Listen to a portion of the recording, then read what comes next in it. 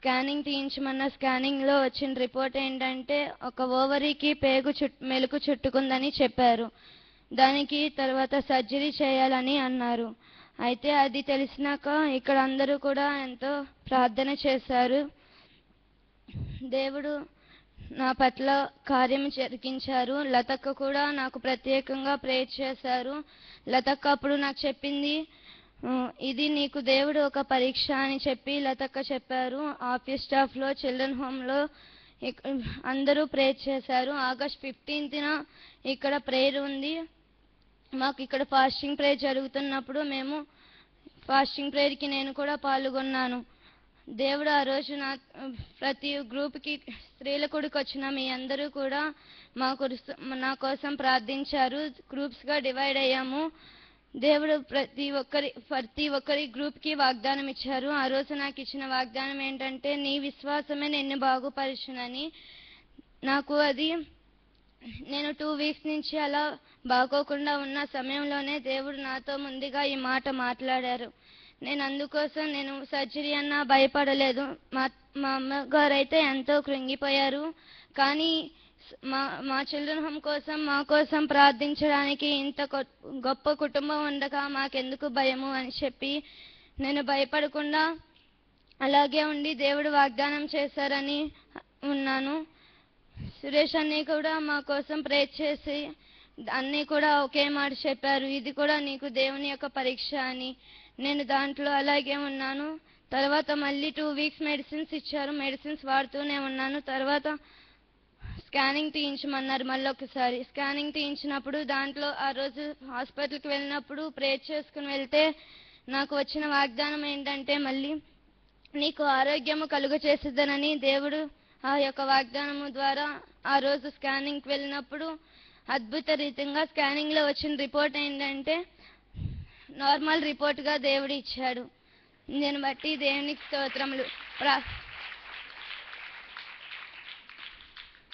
ప్రార్థించిన మీ అందరి ప్రార్థనలు దేవుడు వింటూ ఇక్కడ ఉన్న వారందరూ నా కోసం ఎంతగా ప్రార్థన చేశారు. అందుకు మీ అందరికీ నా వందనాలు తెలియజేస్తున్నాయి. చిన్న సాక్ష్యాన్ని దేవుడు దీవించును గాక. థ్యాంక్ యూ దీవెన. మరి చిల్డ్రన్ హోమ్ పరిచర్లో దేవుడు ఎన్నో అద్భుతాలు ఈ సమాజంలో చేస్తూ వస్తున్నాడు. మరి పిల్లలకి ప్రమాదాలు వచ్చినప్పుడు కాపాడుతూ, అనారోగ్యాలు వచ్చినప్పుడు స్వస్థపరుస్తూ, మరి ఆయన భద్రత లేకపోతే ఇంట్లో మనం ఒక బిడ్డను లేదా ఒక 2 పిల్లల్ని మనం చూడటానికే భయపడిపోతాం. లేకపోతే వాళ్ళు కొద్దిసేపు రాకపోతే వాళ్ళు ఏమయ్యారని. ఈ 150 మంది పిల్లలు ఎప్పుడు ఎటు వెళ్తారో, ఎవరు ఎటు చెప్పకుండా పోతారో, ఎప్పుడు ఏమవుతారో భయం అన్నమాట. అందరికంటే ఎక్కువ భయం ఎవరికంటే మా జ్యోతి గారికి, ఆ సత్యనారాయణ గారికి, ఆ తర్వాత మాకు. మరి అయితే దేవుని కాపుదల, భద్రత. అయితే చిల్డ్రన్ హోమ్లో ఉన్న పెద్దక్కలు, పెద్దన్నలు, తమ్ముళ్ళని చూసుకోవాలి. అది రెస్పాన్సిబిలిటీ మీది. అట్లాగే వేద పాఠశాలలో కూడా పెద్దన్నలు, పెద్దక్కలు, తమ్ముళ్ళని, చెల్లెళ్ళని చూసుకోవాలి. అలాగే విశ్వాసులు కూడా పెద్దమ్మలు, పెద్దయ్యలు.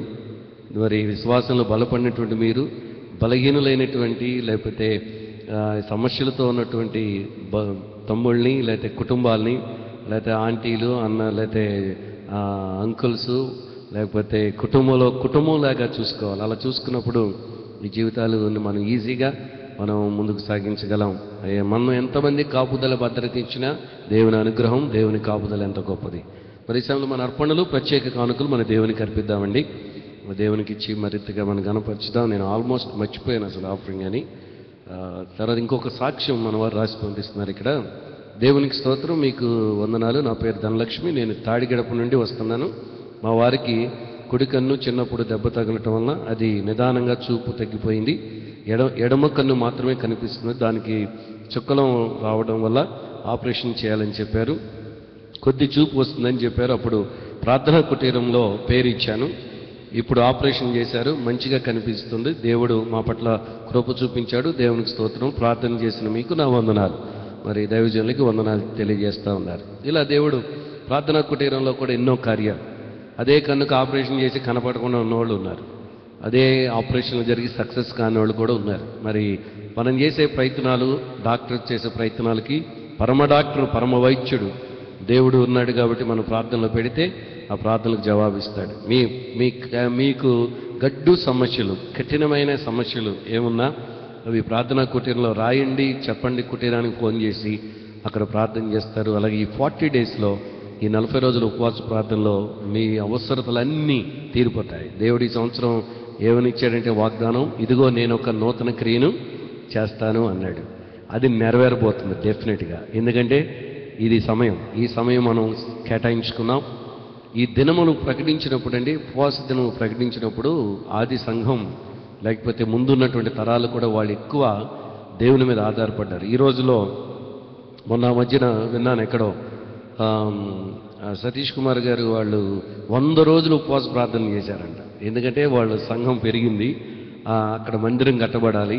అందుకని దైవజనులు మన పాస్టర్ గారి దగ్గర కూడా వచ్చి ఎన్నోసార్లు సలహాలు తీసుకోవడం, పెద్ద పాస్టర్ గారిని వారు 2-3 సార్లు ఇన్వైట్ చేశారు. మొన్న కూడా 100వ రోజు పూర్తయితే పాస్టర్ గారిని పిలిపించుకున్నారు వారు. అట్లాగే మరి నేను వెళ్ళాను, 7 సంవత్సరాలు వాళ్ళు పూర్తయినప్పుడు పిలిచారు మనల్ని. అట్లా సంఘాలు పెరుగుతున్నప్పుడు గమనించవలసింది ఏమిటంటే, సమస్యలు పెరుగుతున్నప్పుడైనా, సంఘ అభివృద్ధి పెరుగుతున్నప్పుడైనా ఉపవాస ప్రార్థన అది ఎంతో బలాన్ని ఇస్తుంది. నిన్న మట్టికి స్టీఫెన్ పాల్ గారు వారి సతీమణి షీలా పాల్ గారికి లతా ఫోన్ చేస్తే మనకి మహిళా మేల్కొలుపుకి వారు రాబోతున్నారు ప్రసంగికురాలుగా. ఫోన్ చేస్తే మేము కూడా 40 రోజులు ఉపవాసం ఉన్నామండి, మేము కూడా ప్రార్థన చేస్తున్నాం, మీరంటే మాకు ఎంతో ఇష్టం మోదీ చౌదరి గారు అంటే అని చెప్పి ఇట్లా ఎంతోమంది దీవించబడుతున్నారు. అంతకుముందు మరి ప్రీతా జడ్సన్ గారు వచ్చారు పోయిన సంవత్సరం. అంతకుముందు షారోను మరి ప్రవీణ్ గారు వాళ్ళు వచ్చారు. దేవుడి దినాలు ఎంతోమందిని లేవనెత్తుతున్న కాలం ఇది. దేవుడు ఎంతోమందిని దీవిస్తున్న కాలం. అట్లాగే మన సమాజాన్ని కూడా దీవించే కాలం. ఈ 40 డేస్ అయ్యేలోపు నాకు భయంగా ఉంది. ఎందుకంటే ఈ పార్కింగ్ సరిపోవట్లేదు, ఈ స్థలాలు మనం ఎక్కడో చోట స్థలం చూసుకోవాలి. ప్రార్థన చేస్తూ ఉన్నాం, దేవుణ్ణి అడుగుతూ ఉన్నాను. అందుకని నేను మాత్రం ఎక్కువగా దేవుని సందులో బట్టి నలకొట్టుకోవాలనుకుంటున్నాను. అవసరమైతే 40 డేస్ ఫుల్ ఫాస్టింగ్ ప్రకటించాలేమో త్వరలో అనిపిస్తుంది. ఎందుకంటే మరి దేవుని కార్యాలు అంచెలంచెలుగా ఎవ్రీ 10 years నేను చూస్తూ వస్తున్నాను. నా జీవితంలో మరొక మెట్టు దేవుడు ఏదైనా చేయాలంటే వేల చెల్లించాలి. ఈ 40 రోజుల ఉపవాస ప్రార్థనలో మన అందరం మరి కలిసికట్టుగా ప్రార్థిద్దాం.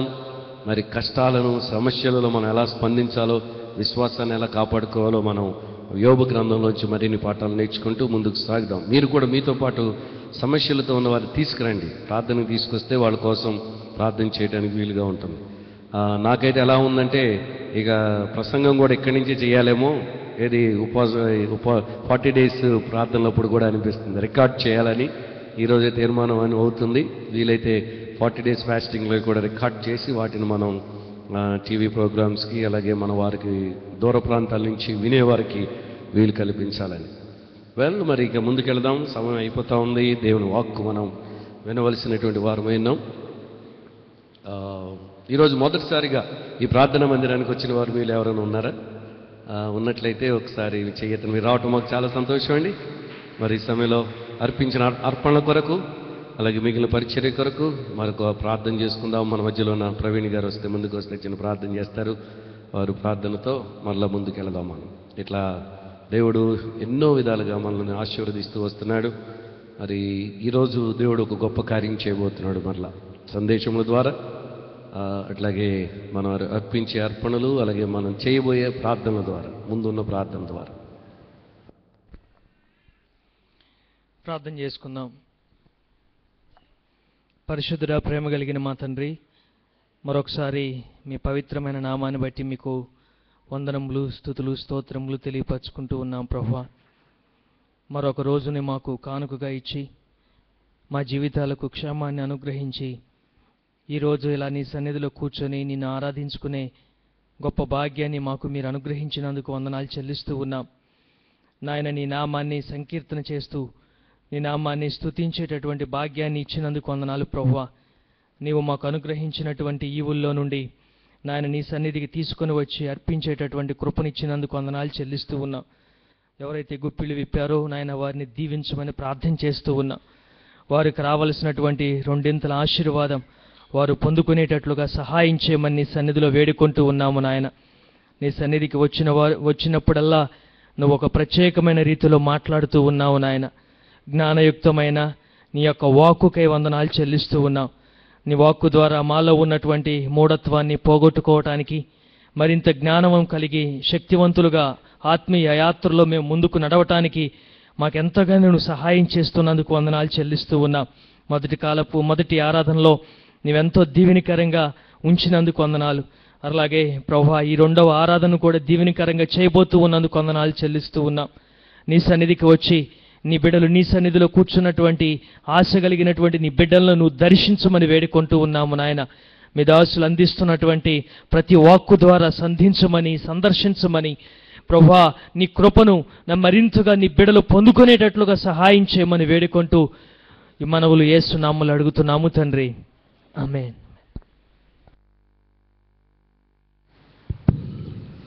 వెల్, ఇంత బాగున్నారా? మరొకసారి పక్క వాళ్ళు పలకరించండి, ఎలా ఉన్నారు? ప్రీచర్ నేను మారలేదే, నేను అదే విశ్వప్రసాద్ని. మీలో ఒకసారి ఏంటి పాస్టర్ గారు మారిపోయారు అనుకుంటున్నారేమో. టీవీ ప్రోగ్రాంల వల్ల గొడవ అయిపోయింది అందరితో. అందరూ ఫోన్ కాల్ చేసి మీరు మరీ అంత సింపుల్గా ఏంటండి, పెద్దవాళ్ళు అయితే సింపుల్గా ఉండొచ్చు కానీ అని చెప్పి పెద్ద పాస్టర్ గారు కూడా మొన్న గట్టిగా వార్నింగ్ ఇస్తున్నారు నాకు. ఏంటి ఇన్నిసార్లు చెప్పినా నువ్వు వింటలేదు, నువ్వు బ్లేజర్ వేయాలి, నువ్వు ఆరాధనలో అలా సింపుల్గా ఉండడానికి వీలు లేదు అంటారు. సరే, అందరి మాట ఎందుకు కాదనాలని చెప్పి వేసుకున్నాం. మరి టీవీ ప్రోగ్రాం మాత్రమే కాదు, సెకండ్ సర్వీస్లో కొంచెం చల్లగా ఉంటుంది. మొదటి ఆరాధనలో వేడి, ఇక్కడ తడిసిపోతాం అన్నమాట మొత్తం అందరం.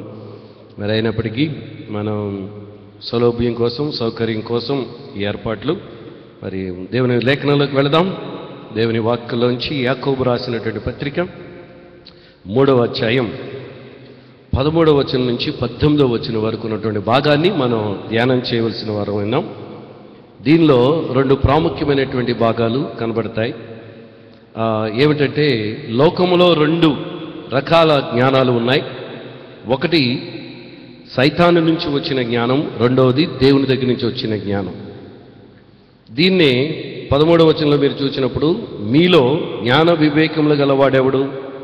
వాడు జ్ఞానముతో కూడిన సాత్వికము గలవాడై తన యోగ్య ప్రవర్తన వలన తన క్రియలను కనపరచవలన. అయితే మీ హృదయములో సహింపనలవి కాని మత్సరమును వివాదమును ఉంచుకునేవారైతే అతిశయపడవద్దు, సత్యమునకు విరోధముగా అబద్ధమాడవద్దు.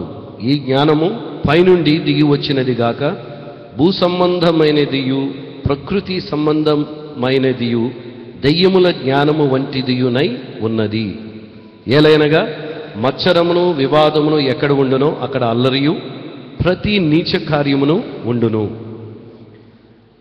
దేవుని సన్నిధిలో ఉన్నటువంటి మనం ఒకదాని ద్వారా కలిగే ఫలితాలు, ఒక జ్ఞానం అపవాది నుంచి వచ్చేది, ప్రకృతి సంబంధమైనది, లోక సంబంధమైనటువంటి జ్ఞానం. మరొక జ్ఞానం దైవికమైనటువంటిది, అది జ్ఞాన సంబంధమైనది, అది ఆత్మ సంబంధమైనటువంటి జ్ఞానం, అది దేవుని దగ్గర నుంచి వచ్చేది. ఒకటి భూ సంబంధమైన జ్ఞానం, మరొకటి పర సంబంధమైన జ్ఞానం. ఈ జ్ఞానాల గురించి మాట్లాడితే ఈ 2 జ్ఞానాలు ఒకదానికొకటి భిన్నంగా ఉంటాయి, ఒకదానికొకటి కుదరదు. కానీ నేను దీనిలో ఒక భాగాన్ని మాత్రమే చెప్తాను. అపవాది జ్ఞానం లేదా వరల్డ్లీ నాలెడ్జ్, గాడ్లీ విజ్డమ్ గురించి తర్వాత మనం విందాం. కానీ ఈరోజు నా పాటలో, నా భాగంలో నేను మీతో చెప్పవలసింది ఏమిటంటే, వరల్డ్లీ నాలెడ్జ్, ఈ లోక సంబంధమైనటువంటి జ్ఞానం మనం ఏమై ఉంది, అది మనకేం చేస్తుందో కొంత ఈ భాగంలోంచి మనం చూద్దాం. ఇక్కడ మరొకటి, ఒక వ్యక్తి జీవితంలో మనకు కలిగించే దాన్ని బట్టి అతడు నిజంగా జ్ఞానవంతుడో కాదో నిర్ణయించవచ్చు.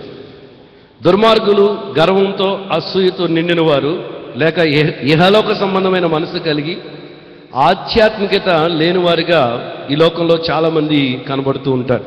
జ్ఞానం కలిగిన వారుగా ఉంటారు, కానీ వారిలో నిజమైనటువంటి దైవికమైనటువంటి లక్షణాలు ఉండవు. ఈ లక్షణాలు మనుషులు తమ సాటి వారి మధ్య జ్ఞానం పొందుకోవాలని, తోటి వాళ్ళ మధ్య మనం తెలివితేటలు కలిగినటువంటి వారంగా ఉండాలని చాలామంది ప్రదర్శిస్తూ ఉంటారు. అందుకని ఈ దినాల్లో నటించేవాళ్ళు బయట లోకంలో కంటే, నటించేవాళ్ళు హాలీవుడ్ బాలీవుడ్ సినిమాల్లో కంటే నటించేవారు, భక్తి చేసేవారిలో నటించేవాళ్ళు ఎక్కువ ఉన్నారు అక్కడ.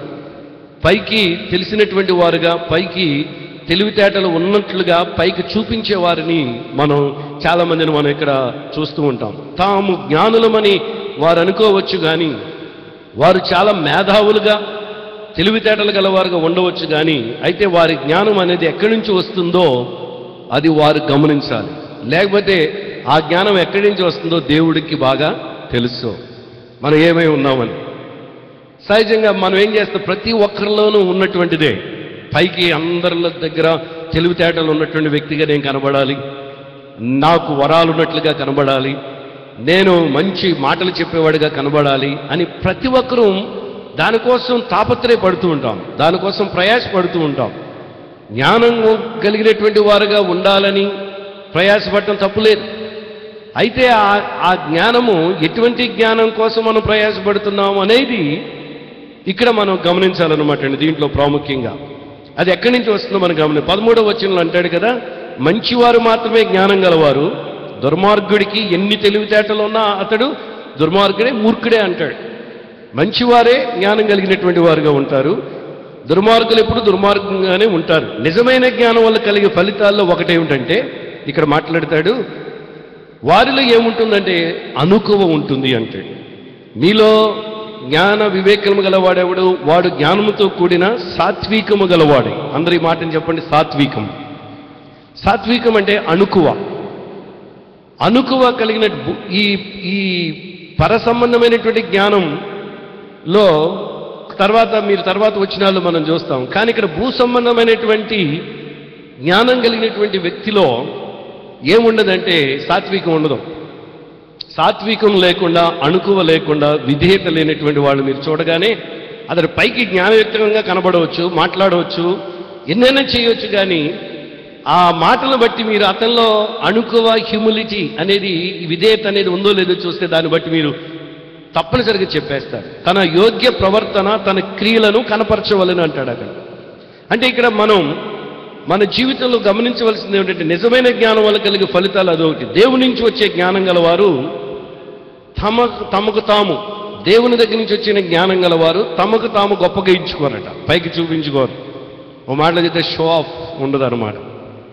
ఎక్కువ ఏదైతే మనం చూపించుకోవడానికి ప్రయత్నం చేస్తామో అది మనం దానికోసం వెంపర్లాడుతున్నట్లు, లేని దాన్ని చూపించుకోవడానికి మనం ప్రయత్నం చేసినట్లు అవుతుంది. అదంతా భూసంబంధమైంది.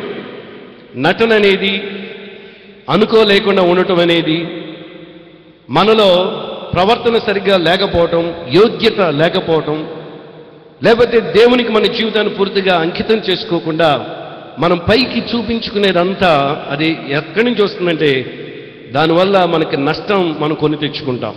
అది మనంతటా మన తమకు తాము గొప్ప చేసుకోవడానికి, మనం చూపించుకోవడానికి ఉపయోగపడేదే తప్ప దేవునికి ఏమాత్రం మహిమ రాదు అంటాడు ఇక్కడ. మరొక మాట చూస్తే, తామే దేవుడు అనుకోరు. ఇటు దైవికమైన జ్ఞానం కలిగిన వారు ఎప్పుడు ఎలా ఉంటారంటే, ఇదిగో అణుకువ, వినయము, విధేయత ఇవన్నీ వారిలో ఉంటాయి. భూ సంబంధమైనటువంటి జ్ఞానం కలిగినటువంటి వారిలో ఇవి ఉంటాయన్నమాట. ఏది వారిలో తర్వాత మాట మీరు చూస్తే 14వ వచనంలో, అయితే మీ హృదయములలో సహింపనలవి కాని అంటాడు. సహింపనలవి కానివి అంటే ఏమిటవి? చేదైనవి, దేవునికి అయిష్టమైనవి. మనలో దేవునికి అయిష్టమైనది ఏది ఉందో దాన్ని మనం చూసుకోవాలంటాడు. మీరు కీర్తనలు 14వ కీర్తన 1వ వచనంలో మీరు చూస్తే జ్ఞానం గురించి కొద్ది మాటలు అక్కడ కనబడతాయి. 14వ కీర్తన 1వ వచనంలోను, దేవుడు లేడని బుద్ధిహీనులు తమ హృదయములో అనుకొందురు. అది వారు చెడిపోయిన వారు అసహ్య కార్యములు చేయుదురు, మేలు చేయువాడు ఒకడునూ లేడు. 111వ కీర్తన 10వ వచనం కూడా చూడండి, అక్కడ కూడా ఇది చెప్పబడుతుంది. యెహోవా యందలి భయము జ్ఞానమునకు మూలము, ఆయన శాసనములను అనుసరించు వారందరూ మంచి వివేకము గలవారు, ఆయనకు నిత్యము స్తోత్రము కలుగుచున్నది. ఇదిగోండి, అంటే దేవుని దగ్గర నుంచి మనకు వచ్చినటువంటి జ్ఞానం, వివేకము కలిగినటువంటి వారు ఎప్పుడు ఎలా ఉంటారో, ఏ విధంగా ఉంటారో మీకు కీర్తనలోను, తర్వాత సామెతలు కూడా మీరు చూస్తే 3వ అధ్యాయం 7వ వచనంలో కూడా, సామెతల్లో కూడా తర్వాత నేను జ్ఞానిని కదా అని నీవు అనుకొనవద్దు. నేను జ్ఞానిని కదా అని నీవు అనుకోవద్దు. యెహోవా యందు భయభక్తులు కలిగి చెడుతనము విడిచిపెట్టుము. అదిగో యెహోవా యందు భయభక్తులు కలిగి చెడుతనమును విసర్జించు. అప్పుడు నీ దేహమునకు ఆరోగ్యమును నీ ఎముకలకు సత్తువయు కలుగును. అదిగోండి, అంటే మనం నేను జ్ఞానినని నువ్వు అనుకోవద్దు. నువ్వు చెడుతనాన్ని విసర్జించకుండా, పాపం నుంచి నువ్వు బయటపడకుండా, మరి అపవిత్రత నుంచి బయటపడకుండా, వ్యసనాల నుంచి నువ్వు బయటపడకుండా, దురభ్యాసాల నుంచి నువ్వు బయటపడకుండా నేను జ్ఞానాన్ని చెప్పుకుంటే ఎట్లా? నీ జ్ఞానము నీకేం తీసుకొస్తుందంటే అది నీకు ఆరోగ్యం తీసుకురావాలి. మనం కలిగి ఉన్న జ్ఞానం మనకు ఇదిగో ఏది చేయాలి, ఏది చేయకూడదు, ఏది తినాలి, ఏది తినకూడదు, ఏది మాట్లాడాలి, ఏం మాట్లాడకూడదు అనేవి ఆ జ్ఞానం అనేది మనకి అది నేర్పిస్తుంది అనమాట. భూ సంబంధమైన జ్ఞానం మనకు నేర్పించదు. భూ సంబంధమైన జ్ఞానం, తెలివితేటలు ఎప్పుడు ఏం చేస్తాయంటే నువ్వు అది చెయ్యి, నువ్వు ఇది చెయ్యి, నీకు అది వస్తుంది, నీకు ఇది వస్తుంది, నీకేం కాదు. ఉదాహరణకి ఎందుకంటే అపవాది ఆరంభంలో ఆదికాండంలోకి వెళ్ళి చూస్తే నీవే గాని ఆ చెట్టు ఫలమును తింటే దేవుని లాంటి దానం అయిపోతావు అవ్వమ్మా అని చెప్పి చక్కగా దీర్ఘం తీసి చెప్పాడు ఎవరు? సైతాను. ఈ అవ్వమ్మ గారు ఏం చేసింది? వెంటనే ఓహో నేను దేవునిలాగా అయిపోతానంట అని చెప్పి ఆ పండును తింది. తాను తింటం మాత్రమే కాకుండా ఎవరికి ఇచ్చింది? ఆదాముకు కూడా ఆ పండుని ఇచ్చింది. చూసారా? అపవాది ఎప్పుడు ఏం చేస్తాడంటే మనలో ఇటువంటివి తీసుకొస్తాడు.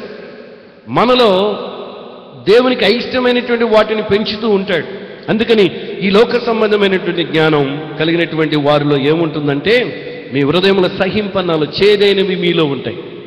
చేదైనవి ఏమవ్వచ్చు? అవి చేదైనవి మన జీవితంలో దేవునికి అయిష్టమైనవి, చేదైనవి మన యొక్క అలవాట్లు, మన యొక్క ఆలోచనలో, మన యొక్క క్రియలలో, మన ప్రవర్తనలో మనం చేసే తప్పిదాలు మనం ఇక్కడ మనకు కనబడుతుంది. దీంట్లో 14వ వచనం మీరు వచ్చినప్పుడు ఏమంటాడంటే ఈ భాగంలో మీరు చూస్తే మత్సరమును వివాదమును ఉంచుకునే వారైతే అతిశయపడవద్దు, సత్యమునకు విరోధముగా అబద్ధం ఆడవద్దు అంటాడు. ఇక్కడ 2 మాటలు చెప్తున్నాడు. ఈ భాగంలో 3వ అధ్యాయం 14వ వచనంలో యాకోబులో ఏమంటాడు? అసూయ, రెండవది స్వార్థాపేక్ష.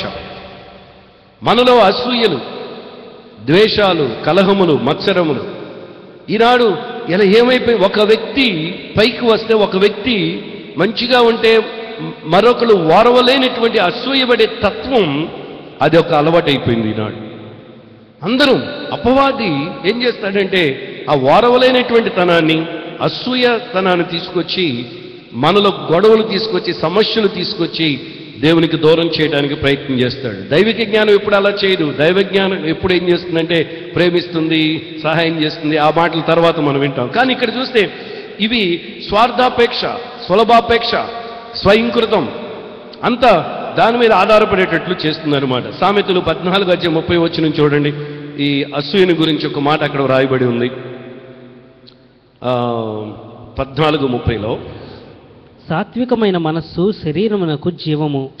సాత్వికమైన మనసు శరీరమునకు జీవాన్ని ఇస్తుంది, ఆరోగ్యం ఇస్తుంది. మత్సరము ఎముకలకు కుళ్ళు. అదిగోండి, మత్సరము ఎముకలకు కుళ్ళు అంట. అంటే మన ఎముకలు క్షీణించిపోవడానికి, మనం కొన్నిసార్లు నీరసపడిపోవడానికి కారణం ఏంటంటే శరీర సంబంధమైనటువంటి ఆహార పదార్థాల వల్ల, గాలి వల్ల మనం బయట తెచ్చుకునే అనారోగ్యాల కంటే మన లోపల ఇతరుల మీద కష్టం పెట్టుకోవడం, మత్సరం పెట్టుకోవడం, అసూయ పెట్టుకోవడం, ఇతరుల మీద ద్వేషం పెట్టుకోవడం, దానివల్ల ఏమవుతుందంటే మనకేమవుతుంది? మన శరీరం ఏమైపోతుంది? కుళ్ళిపోతుందంట. శరీరం బలహీనమైపోతుందంట. ఇంకొక చోట ఎక్కడో నాకు అది వాక్యం గుర్తులేదు కానీ పాస్టర్ గారు తెలుసు, లతకు. అది ఎక్కడంటే క్యాన్సరా ఏంటది, మనం ఒకళ్ళ మీద మనం కష్టం పెట్టుకుంటే ఆ కష్టం మనల్ని ఎలా లోపల ఏం చేస్తుందంటే క్యాన్సర్కి దారి తీస్తుందంట. అలాగని చెప్పి క్యాన్సర్ వచ్చిన వాళ్ళంతా ఎవరి మీద కష్టం పెట్టుకుంటే వచ్చిందని అనుకోబోకండి. అది శరీరంలో వచ్చిన మార్పులని. కానీ ఇక్కడ ఈ వాక్యాన్ని బట్టి చూస్తే మనము ఈ భూ సంబంధమైన జ్ఞానంతో ఉన్నటువంటి వారు, ఈ దైవికమైనటువంటి జ్ఞానాన్ని అర్థం చేసుకోకుండా ఉన్నటువంటి వారిలో లోపల అసూయ, ద్వేషం, పగ, కక్షలు లోపల పెట్టుకోవడం ద్వారా మనకి దేనికి నష్టం తీసుకొస్తుందంటే ఆరోగ్యానికి నష్టం తీసుకొస్తుంది. మనసు బాగోదు, హెడేక్, నడునొప్పు, కాళ్ళు నొప్పులు, మెడ నొప్పులు, ఒక నొప్పి కాదు, ఇంకా ఎన్ని బాధలు. వీటన్నిటికీ మూలం అన్నిసార్లు మన ఆలోచనలో మన లోపల పెట్టుకున్నటువంటి కొన్ని ఆలోచనలను బట్టి కూడా మనం ఒక్కోసారి అవి దారి తీస్తూ ఉంటాయి. అందుకని డాక్టర్ దగ్గరికి వెళ్ళగానే డాక్టర్ గారు ఏమంటారు, వెంటనే పాస్టర్ గారి దగ్గర రాగానే ఏమంటున్నారు, పాస్టర్లు కూడా ఈ మధ్యన మేము ఏమని చెప్తాం, మీరు వస్తే మేము కూడా అదే మాట్లాడుతున్నాం. ఏమో ఎక్కువ ఆలోచిస్తున్నారా మీరు, ఎక్కువ వర్రీ అయిపోతున్నారా, ఎక్కువ మీరు దాని గురించి ఎక్కువ తలస్తున్నట్టున్నారు, ఎందుకు ఆలోచిస్తారు అని అంటూ ఉంటాం. కానీ మేమేమంటారంటే ఈరోజు ఎందుకు ఆలోచిస్తున్నారు, ఎందుకు అలా చేస్తున్నారు, ఇలా ఉండనని అనగాని యేసు నామములో నీలో ఉన్నటువంటి ఆ బలహీనతను విడిచిపెట్టు, విశ్వాసం ఉంచు, దేవుడు స్వస్థపరుస్తాడని చెప్తాం. దేవుని స్తోత్రం కలుగును గాక. హల్లెలూయా. అందుకని ఈ భాగంలో మనం ముందుకు వెళ్ళి చూస్తే ఇంకా స్వార్థాపేక్ష, గలతీయులకు రాసిన పత్రిక 5వ అధ్యాయం 20వ వచనంలో మీరు చూస్తే స్వార్థాపేక్ష అన్నమాట. మళ్ళీ అంటే స్వలభాపేక్ష, అంత స్వార్థం, ప్రతిదానికి అసూయ ఒక రకం, స్వార్థం మరొక రకం, ఇవన్నమాట. ఈ భూ సంబంధమైనటువంటి జ్ఞానం కలిగిన వారు ఇవి ఎక్కువగా వాళ్ళలో పనిచేస్తూ ఉంటాయన్నమాట. అందుకనే వాళ్ళు దేవుని ఘనపరచలేరు, దేవుని మహింపరచలేరు. చూడండి గలతీ 5:20లో శరీర కార్యములు స్పష్టమైనవి. అక్కడ శరీర కార్యములు పైన చూస్తే మనకి శరీర కార్యములు ఉన్నాయి. ఇంకా కిందకి వెళ్ళి చూస్తే 22, 23 వచనాలు చూస్తే ఆత్మ ఫలములు కనబడతాయి. శరీర కార్యములు ఏంటంటే అక్కడ స్పష్టమైనవి ఏమిటవి? జారత్వం, అపవిత్రత, కాముకత్వము, విగ్రహారాధన, అభిచారము, ద్వేషములు, కలహములు, మత్సరములు, క్రోధములు, కక్షలు, భేదములు, విమతములు, అసూయలు, మత్తతలు, అల్లరితో కూడిన ఆటపాటలు అన్నమాట. ఇది ఈ రోజున ఎంటర్టైన్మెంట్. మనలో ఇవన్నీ లోపల పెట్టుకుని మనం భక్తి చేయలేం. ఈ భూ సంబంధమైన జ్ఞానం ఎప్పుడు మనల్ని ఏం చేస్తుందంటే ఈ విధంగా నడిపిస్తుంది. అందుకని మనం ఇక్కడ ఈ భాగాన్ని మనం చూస్తే the worldly wisdom produce trouble. గుర్తుపెట్టుకోండి, worldly wisdom always produce trouble. భూ సంబంధమైనటువంటి ఈ జ్ఞానం, ఈ లోక సంబంధమైనటువంటి జ్ఞానం ముందు చూచారు, అది ఎప్పుడు మనకి ఏం చేస్తుందంటే సమస్యలు కొని తెస్తుంది. అందుకని మనం ఏం చేద్దామంటే ఇక్కడ ఒక భాగంలో నాకు ఇంగ్లీష్లో ఒక మాట నాకు గుర్తు వస్తుంది బాగా. అదేమిటంటే ఇక్కడ ఈ మాట చెప్తాడు, ఏమనంటే చూడండి ఇక్కడ, you had to have a wisdom to be able to use that knowledge correctly. All of us, people who are very intelligent, perhaps almost geniuses. ఇక్కడ చూస్తే పై భాగంలో ఏంటంటే మనము కలిగి ఉన్నటువంటి నాలెడ్జ్ని, విజ్డమ్ని రెండింటిని వేరు చేస్తున్నాడు. నాలెడ్జ్ అంటే ఏమిటి, విజ్డమ్ అంటే ఏమిటి? నాలెడ్జ్ అంటే జ్ఞానం, విద్య, అసలు వ్యవహారాలు ఇవన్నీ. విజ్డమ్ అంటే ఏమిటి? తెలివితేటలు. విజ్డమ్ అంచేత మన యొక్క జ్ఞానం దేంతో నడిపించబడాలంటే ఎప్పుడు దైవికమైనటువంటి తెలివితేటలతో, విజ్డమ్తో నడిపించబడాలి. అందుకని మీరు ఏం చేయాలంటే, దేవా నాకు వరల్డ్లీ నాలెడ్జ్ ఎక్కువైపోతుంది, లోక సంబంధమైన జ్ఞానం నాకు ఎక్కువ అవుతుంది, అందుచేత నాకు దైవికమైన వివేచన నాకు దయచేయి ప్రభువా అని చెప్పి మనం ప్రార్థించాలి. అఫ్ కోర్స్ జ్ఞానం అన్నా, మళ్ళీ తెలివి అన్నా, వివేచన అన్నా ఇవన్నీ ఒకటే. బుద్ధి, విద్య, జ్ఞానం, తెలివితేటలు ఇవన్నీ ఒకటే. అయితే ఉపయోగించే విషయంలో లోక సంబంధమైనటువంటి దయ్యపు జ్ఞానం, ఈ లోక సంబంధమైనటువంటి జ్ఞానం, ప్రకృతి సంబంధమైనటువంటి జ్ఞానం, మానవ సంబంధమైనటువంటి జ్ఞానం, దీన్ని ఏం చేయాలంటే, దీన్ని మనం పారద్రోలాలంటే, దీన్ని విడిచిపెట్టాలంటే మనలో ఆ గాడ్లీ విజ్డమ్, దైవికమైనటువంటి వివేచన మనకు అవసరం అన్నమాట. దానికి ఈ రెండింటి మధ్యలోనే పెద్ద పరీక్ష వచ్చింది. ఎవరికి వచ్చింది చెప్పండి పరీక్ష? యోబుకు వచ్చిందనమాట. ఆ భాగాన్ని మనం చూద్దాం. ఇప్పుడు యోబు గ్రంథంలోకి వెళ్ళి చూద్దాం. చూడండి, యోబు గ్రంథం 5వ అధ్యాయంలోకి మనం వెళ్ళి చూస్తే, ఎలీఫజు యోబు దేవుని చే శిక్షణ చేయబడ్డాం. యోబు దేవుని చేత శిక్షణ చేయబడాలి, నీవు దాన్ని గుర్తించాలని చెప్పి యోబు గ్రంథంలోకి మనం వెళ్ళి చూస్తే, యోబు గ్రంథంలో ఉన్నటువంటి సందేశం దీనికి అనుగుణంగా మనకు కనబడుతుంది. 14వ వచనంలోకి వెళ్ళినప్పుడు, అసూయ, స్వార్థాపేక్ష, సులభాపేక్ష కలిగినటువంటి ఈ ఎవరికి వచ్చిందంటే అసూయ, ఈ సైతాను గాడికి వచ్చిందనమాట అసూయ. దేవుడు పరలోకంలో ఎప్పుడు పరిశుద్ధులతో, దూతగణములతో పరిశుద్ధుడు పరిశుద్ధుడు పరిశుద్ధుడు అని కొనియాడబడుతుంటూ దేవదూతలందరూ కలుసుకోవటం, వాళ్ళందరూ మీటింగ్ ఏర్పాటు చేసుకోవటం, చక్కగా ఆనందంతో ముందుకు సాగిపోవటం జరుగుతుంది. ఒకరోజు జరుగుతుంటే వేళ్ల మధ్యలోకి ఈ పరలోకంలో దేవుడు పరిశుద్ధులతో, దేవదూతలతో వాళ్ళందరూ కలుసుకునే టైంలో వీడు అపవాది వెళ్ళాడు ఒకరోజు. వెళ్ళి దేవుడికి అర్థమైపోయింది, ఇదేంటి వీడు వస్తున్నాడు మన మధ్యలోకి సమస్యలు సృష్టించేవాడు. ఒకసారి అనుకుంటూ ఉంటాం కదా, మనం ఏదైనా కార్యక్రమం జరుగుతున్నాయి అనుకోండి, ప్రతిదానికి వచ్చి మధ్యలో ఏదో ఒకటి డిస్టర్బ్ చేసేవాళ్ళు, మధ్యలో వచ్చి ఏదో ఒకటి అనేవాళ్ళు వస్తున్నారు అనుకోండి, మనకేమనిపిస్తుంది ఒక్కోసారి, ఓ ఈయన వస్తున్నాడు, ఈ మధ్యలో ఏం మాట్లాడతాడో ఏమంటాడో, అందరి ముందు ఇది ఏమైపోతుందో అని కొంచెం కంగారు పడుతూ ఉంటాం కదా. అమ్మ వస్తున్నాడు, మొత్తానికి వస్తుంది, అమ్మో ఈవిడ వస్తుంది, ఈవిడి నోట్లో నోరు పెట్టలేము మనం, ఆవిడేం అనలేము అసలు, బాబు ఈవిడ పక్కన కూర్చోకూడదు, ఈవిడితో మాట్లాడకూడదు అని చెప్పి భయపడిపోయేటట్లుగా ఉంటారు కొంతమంది. అది వాళ్ళ మంచివాడే, కానీ వాళ్ళని నడిపిస్తున్న శక్తులు ఉంటాయి కొన్ని. ఆ శక్తులు ఏంటంటే ఈ సైతాన్ అన్నాడు.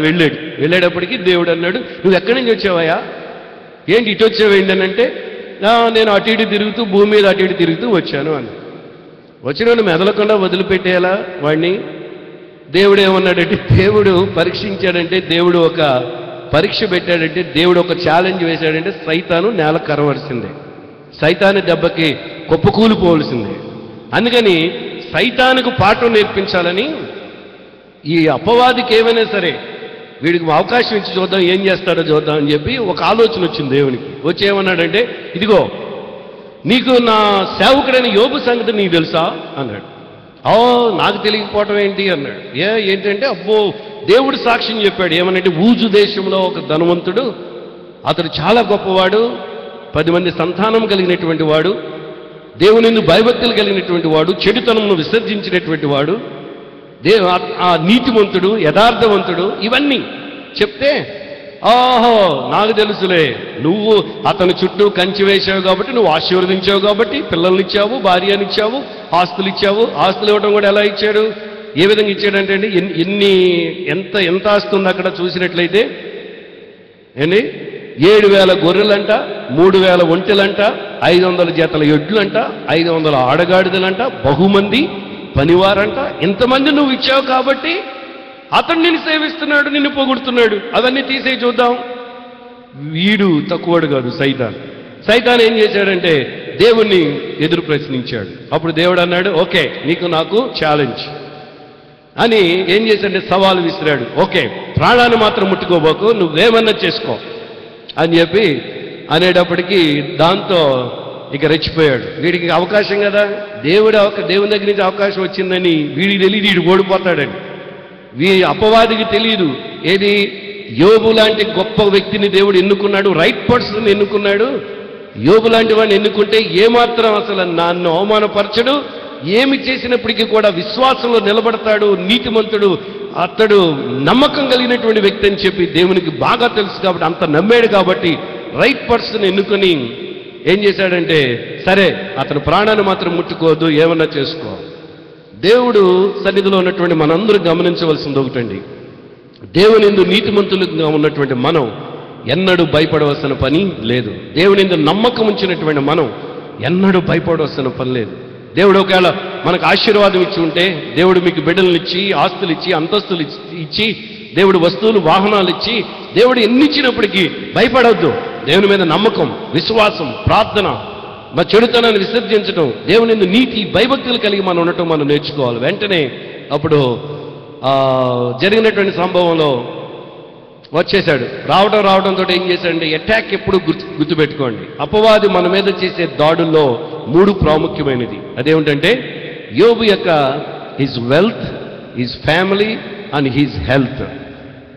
యోబు యొక్క ఆస్తి మీద, యోబు యొక్క కుటుంబం మీద, సంతానం మీద, యోబు యొక్క ఆరోగ్యం మీద దాడి చేయటం మొదలుపెట్టాడు. ఇది నాలో నేను మనవి చేస్తున్నాను, దేవుని వాక్యం వింటున్నటువంటి సోదరులారా, మనకున్నటువంటి మన యొక్క ఆశీర్వాదం మీద కానీ, మన యొక్క కుటుంబం మీద కానీ, మన యొక్క ఆరోగ్యం మీద కానీ అపవాది ఎటువంటి దాడి చేసినప్పటికీ, లేదు దేవుడు ఎటువంటి పరీక్షకు అనుమతించినప్పటికీ, లేదు మనం ఎటువంటి అనారోగ్యానికి గురైనప్పటికీ, లేదు ఒకవేళ పొరపాటు వల్ల మనం చేసినటువంటి పొరపక్షాల వల్ల, మనం చేసినటువంటి తప్పిదాల వల్ల ఒకవేళ మనకు ఆ కీడు సంభవించినప్పటికీ, వాటన్నిటికీ మూలం ఏంటంటే దేవుని మీద నమ్మకం. మన తప్పిదాన్ని మనం గుర్తించి దేవుని మీద ఆధారపడితే దేవుడు వాటి నుంచి మనం విడిపిస్తాడు. అందరూ ఒకసారి దేవుని స్తుతిద్దాము. హల్లెలూయా. వచ్చి రావటంతో వీళ్ళందరూ కలిసి పెద్ద కుమారుడు ఇంట్లో అందరూ కలిసి చక్కగా హ్యాపీగా సంతోషంగా ఉన్న తరుణంలో సుడిగాలి చేత ఏం చేశాడంటే మొత్తం అసలు ఇంట్లో ఉన్న వాళ్ళు, బయట ఉన్నటువంటి పశువులు, వాళ్ళకు ఉన్నటువంటి మొత్తం ఆస్తిని అంతటిని, పనివారు మొత్తం అందరూ ఒక్క సుడిగాలి చేత దాడి చేయగా అందరూ నిర్మూలమైపోయారు. ఆ మాట వినగానే యోబు ఏం చేశాడు? అక్కడే కుప్పకూలిపోయి, నేను దిగంబరిగా వచ్చాను అక్కడి నుంచి ఇక్కడికి, నాకు దేవుడు ఇన్ని ఇచ్చాడు, ఇంత ఆశీర్వాదం ఇచ్చాడు, యెహోవా ఇచ్చిన యెహోవాయే తీసుకొనెను అని చెప్పి ధైర్యంతో ఉన్నాడు, నిలబడ్డాడు. అప్పుడు ఏమైపోయాడు? సైతాను చచ్చిపోయాడు, పని అయింది. వాడు నోరు మూసేసే వాడు ఏం చేశాడంటే మళ్ళా చూడండి, సిగ్గులేనిటువంటి సైతాను మళ్ళీ ఏం చేశాడో చెప్పంటారా? మళ్ళా వీళ్ళందరూ మళ్ళీ కలుసుకునే రోజు వచ్చిందంట. మళ్ళీ వెళ్ళాడంటే ఎక్కడికి?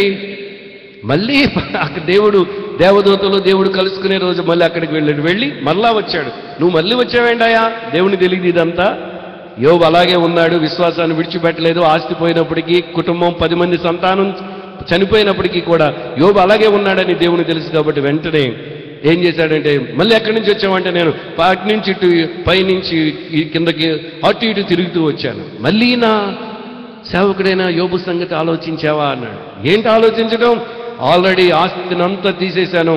అతనుకున్న హిజ్ వెల్త్, హిజ్ ఫ్యామిలీ, కుటుంబాన్ని, ఆస్తిని నిర్మూలన చేసేసాను, దాడి చేశాను, మొత్తం నాశనం చేసేసాను. ఇంకా ఒకటే ఉంది, అతను శరీరంతో నువ్వు కాపాడుతున్నావు కాబట్టి, ఆరోగ్యం ఇచ్చావు కాబట్టి అతడు నిన్ను సేవిస్తున్నాడు.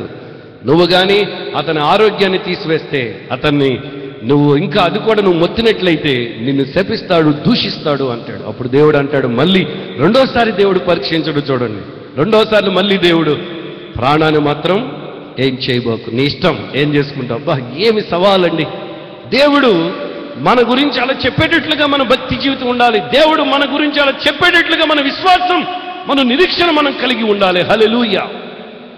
దేవుని సన్నిధిలో అది చాలా ప్రాముఖ్యమైనది. దేవుడు మనం పరీక్షించాలనుకున్నప్పుడు అండి, దేవుడు మనం పరిశీలన చేసినప్పుడు మన విశ్వాసంలో, ఇదిగా విశ్వప్రసాద్ గారిని ఎన్నుకుంటే వీడు ఊడిపోతాడు. ఒకసారి ఇతనుకున్నది ఏదైనా తీసేస్తే, మరణాలు వస్తే ఇంట్లో నన్ను విడిచిపెట్టేస్తాడు, ఆస్తిలో అప్పుల పాలు చేసేస్తే వీడు విడిచిపెట్టేస్తాడు, కుటుంబంలో నష్టాలు కలుగజేస్తే వీడు విడిచిపెట్టేస్తాడు అని చెప్పి అలా చేసి, అటువంటి వ్యక్తినిగా నాలాంటి వాడిని మాత్రం దేవుడు ఎప్పుడు ఎన్నుకోడు. ఎటువంటి వాడిని ఎన్నుకుంటాడు తెలుసా? నిలబడే వాళ్ళని దేవుడు ఎప్పుడు ఎన్నుకుంటాడు. మా కుటుంబంలో మరణాలు వచ్చాయి, మా కుటుంబంలో అప్పుల బాధలు వచ్చాయి, మొత్తం ఏమీ మిగిలింది లేదు జీవితంలో, అన్నీ మొత్తం అంతా విడిచిపెట్టేశాం. వట్టి చేతులతో నేను విజయవాడ వచ్చినట్లే ఆనాడు. అయితే చూడండి, ఎన్ని పరీక్షలు దేవుడు మనం పరీక్షించినప్పుడు, మన పరీక్షలు వచ్చినప్పుడు, అది ఒకవేళ మనకి మన వాళ్ళ స్వయంకృతం వల్ల వచ్చిన పొరపచ్చాల వల్ల రావచ్చు నష్టాలు, కొన్నిసార్లు పరీక్షల వల్ల రావచ్చు, కొన్నిసార్లు మన అవివేకం వల్ల కూడా మనకు కొని తెచ్చుకోవచ్చేమో. కానీ దేవుని యందు ఉన్న విశ్వాసం, నిరీక్షణ మనం కలిగి ఉంటే దేవుడు అక్కడి నుంచి మనల్ని పైకి తీసుకొస్తాడు. దేవుడు దీవించి ఆశీర్వదిస్తాడు. హల్లెలూయా. అప్పుడు వెంటనే సరే తీసుకోమంటే మళ్ళీ వచ్చాడు. మళ్ళీ వచ్చి ఏం చేశాడంటే, అతనికి ఉన్నటువంటి అరికాలు మొదలుకొని నడినెత్తి వరకు ఏం చేశాడు? కురుపులతో మరి చాలా దారుణమైనటువంటి వ్యాధిని కలగచేసి చివరికి ఆరోగ్యం మీద దాడి చేస్తే, అప్పుడు యోబు ఏం చేశాడు? ఊరు బయట కూర్చుని, బూడిదలో కూర్చుని, చిల్లపెంక తీసుకుని గోక్కుంటూ అలాగే 7 రోజులు అక్కడ ఉండిపోతాడు. ఆ ఉండిపోయిన తరుణంలో ముగ్గురు స్నేహితులు, ఎలీఫజు, బిల్దదు, జోఫర్ అనే ఈ ముగ్గురు స్నేహితులు అక్కడికి వచ్చి ఈ యోబు దగ్గరికి వచ్చి యోబును పరామర్శించినట్లే పరామర్శించారు 7 రోజులు. ఆ తర్వాత లేచి వీళ్ళు మొదలు పెట్టారనమాట, నువ్వు పాపం చేశావు, దేవుని శిక్ష నీ మీదకి వస్తుంది అని చెప్పి ఆరోపణ చేశాడు. ఆరోపణ చేసిన దాంట్లోనే 5వ అధ్యాయంలో మనకు కనబడుతున్నాయి ఇవన్నీ. 5వ అధ్యాయంలో మీరు చూస్తే ప్రాముఖ్యంగా సందేశం ఏంటంటే, దీంట్లో యోబు తన కలిగి ఉన్నటువంటి పరిస్థితుల్లో ఏమాత్రం వెనుకంజ వేయకుండా అలా మౌనంగా ఉండిపోయాడు. ఈ స్నేహితులు అపార్థం చేసుకున్నారు యోబును. అపార్థం చేసుకుని, నీవు వ్యక్తిగతంగా ఏదో తప్పు చేసి ఉంటావు, పొరపాటు చేసి 1 నుంచి 7 వరకు ఉన్న వచనాల్లో మీరు చదివితే మీకు తర్వాత అర్థమవుతుంది. తర్వాత మీరు ప్రార్థనలో కూడా గడుపుతారు. కాబట్టి దీనిలో నేను మీకు మనవి చేసేది ఒకటే, అపవాది తర్వాత రెండు సార్లు కనబడిన తర్వాత 2వ అధ్యాయం వరకు ఉంటాడు, తర్వాత నుంచి కనుమరుగైపోతాడు, కనబడ్డు. కానీ అపవాది మరొక కోణంలో కనబడతాడు, మరొక రూపంలో వస్తాడు. ఏ రూపంలో వచ్చాడు? యోబు భార్య రూపంలో వచ్చాడు. వచ్చి ఏమన్నాడు యోబు భార్య వచ్చి ఏమంది యోబుతో, నీ నిజాయితీని ఇంకా నువ్వు విడిచిపెట్టవా? నీ భక్తి బుగ్గిలవ్వా? ఎందుకు ఇంకా కుటుంబాన్నంతా పోగొట్టుకున్నావు, ఆస్తి అంతా పోగొట్టుకున్నావు, అరికాలు మొదలుకు నడినెత్తి కురుపులతో నిండి ఉన్నావు, నీ స్థితి చూస్తే దయనీయంగా ఉంది, నువ్వు ఎందుకు దేవుణ్ణి దూషించి చావరాదు అంటే అపవాది ఏం చేశాడు? అపవాది ఉద్దేశం ఏంటి? యోబు చేత దూషించాలి. యోబు ఎవరు దూషించాలి? దేవుణ్ణి దూషించేటట్లు చేయాలి. అపవాది ఉద్దేశం అదనమాట. అది మీరు గుర్తుపెట్టుకోవాలి. ఇప్పుడు దేవునికి అవమానం వచ్చేటట్లు చేయటమే అపవాది యొక్క దాడి, అపవాది యొక్క పన్నాగం మన జీవిత విధానంలో. మీ పక్కవాడితో చెప్పండి, అపవాది యొక్క కుట్ర ఏమిటంటే మనం దేవునికి అవమానం తీసుకురావాలి, మనం దేవుని మీద నేరారోపణ చేయాలి, మనం దేవుని దూషించాలి. అది అందుకని రాగానప్పుడు యోబు గొప్ప మాట అంటాడు. ఆ మాట మీతో చెప్పాలని పురుషులందరూ ఉన్నారు కాబట్టి ఈ మాట ఏమంటాడంటే, నువ్వు మూర్ఖురాలు వలె మాట్లాడుతున్నావు. ఎప్పుడూ మనం మేలే అనుభవిస్తామా? కీడు అనుభవించమా? కీడు అనుభవించడానికి మనకు తగదా? ఇది గొప్ప భాగ్యం అనుకుంటూ ఒక మాట అంటాడు. నీవు తెలివి తక్కువ స్త్రీగా మాట్లాడుతున్నావు. మరి ఏమని పిలుచుకున్నాడో మనకు తెలియదు. ఆ బాధలో కూడా ముద్దుతోనే పిలిచాడేమో, గట్టిగా పిలిచున్నాడు. ఎందుకంటే భూ సంబంధమైనటువంటి జ్ఞానం కలిగిన వాడు, భూ సంబంధమైనటువంటి దెయ్యముల జ్ఞానం కలిగినటువంటి వాడు ఇది ఇలా మాట్లాడుతుంటారు ఈ పరిస్థితిలో, ఈ విధంగా. కానీ పరసంబంధమైన దైవ జ్ఞానంతో కూడినటువంటి వారు, భక్తి కలిగినటువంటి వారు బూడిదలో పడివేసిన, కురుపులతో నిండిన, రసి కారుతున్నా, చిల్లబెంకితో గోక్కుంటూ ఉన్నా, అవి పగిలి గాయాలు మళ్ళీ వస్తున్నా వాళ్ళు దేవుని కొరకు నిలబడతారు. దేవునికి స్తోత్రం కలుగును గాక. హల్లెలూయా. అప్పుడు వెంటనే ఆ పరిస్థితిలో ఓ మాట అంటాడు, తెలివి తక్కువ దాన్ని వాళ్ళు మాట్లాడుతున్నావు. మరొక మాటలు చెప్తే దాని ఇంకొక భాషలో అర్థంలో ఏమని ఉంటుందంటే, నీకు నీతి లేని మాటలు నువ్వు మాట్లాడుతున్నావు. ఇంకో మాట మాట్లాడితే బుద్ధి లేని మాటలు నువ్వు మాట్లాడుతున్నావు అని చెప్పి యోబు తన భార్యతో చెప్పాడు. కోర్స్ మనం అర్థం చేసుకోవాలి, 10 మంది సంతానాన్ని పోగొట్టుకున్న ఆ కడుపు కోత ఎలా ఉంటుందో తెలుసు కదా. ఒక బిడ్డను పోగొట్టుకుంటేనే ఎంత దిగులు పడిపోతామో మనం, కుటుంబంలో మరణాలు వచ్చినప్పుడు ఎంత బాధపడిపోతామో, ఎంత వేదన చెందుతామో కదా. 10 మంది సంతానం పోతే ఆమె పరిస్థితి ఎలా ఉంటుందో చూడండి. ఆ బాధలో కూడా యోబు తన భార్యను ఏం చేసుకున్నాడు? చక్కగా ఆదరించుకున్నాడు అన్నమాట. నువ్వు చావు, నువ్వు పో, నువ్వు అవతల పో ముందని చెప్పి అట్లా అనలే. బాధలో ఉన్నవాళ్ళు ఇంకెక్కువ అంటాం సహజంగా. కానీ అటువంటి ఓర్పుకు మారుపేలేనటువంటి యోబుకు మరో పేరు ఏమిటండి? ఓర్పే. ఇంకో మాట చెప్తే శ్రమ పెట్టబడినటువంటి వాడు. హిబ్రూలో అర్థం ఏంటంటే శ్రమ కలిగినటువంటి వాడు. ఇంకో మాట ఉంది అరబిక్లో చూస్తే అర్థం ఏంటంటే రిపెంటెడ్ వన్, అంటే క్షమాపణ కోరినటువంటి వ్యక్తి. తప్పిదం చేసి క్షమాపణ కోరితే అర్థం ఉంది, కానీ తప్పిదం చేయకుండా క్షమాపణ, ఒక్క మాట అన్నందుకే క్షమాపణ కోరవలసి వచ్చింది. అంత దేవుడు చిన్నదాన్ని అంత ఎక్కువగా దేవుడు చేస్తాడు. ఇక్కడ ఈ భాగంలోనే ఎలీఫజు వచ్చి ఇతని మీద నేరారోపణం చేస్తున్నాడు అనమాట. ఈ ఉద్దేశం ఏంటంటే ఇతడు తర్వాత రెండోది యోబు భార్య తర్వాత ఎవరి మీదకి వచ్చాడు? ఎలీఫజులోకి వచ్చాడు. ప్రాణ స్నేహితుడి దగ్గరకు వచ్చాడు. ఆ స్నేహితుడి దగ్గరికి వచ్చి విమర్శిస్తా ఉన్నాడు అనమాట. నువ్వు తప్పు చేసావు, పొరపాటు చేసావు కాబట్టి నీకు ఇలా కలిగిందని చెప్పి ఇలా మాట్లాడుతున్నాడు. ఇక్కడ ఒక మాట మనం గమనించాలండి. ఏమిటంటే ప్రాముఖ్యంగా మనం చూసినట్లయితే కష్టాల్లో ఉన్నప్పుడు, బాధల్లో ఉన్నప్పుడు, సహజంగా శ్రమల్లో ఉన్నప్పుడు, కష్టాల్లో ఇతరులకు మనం ఏమైపోతామంటే చులకనైపోతాం. చాలా చులకనగా కనబడతాం బాధలో ఉంటే.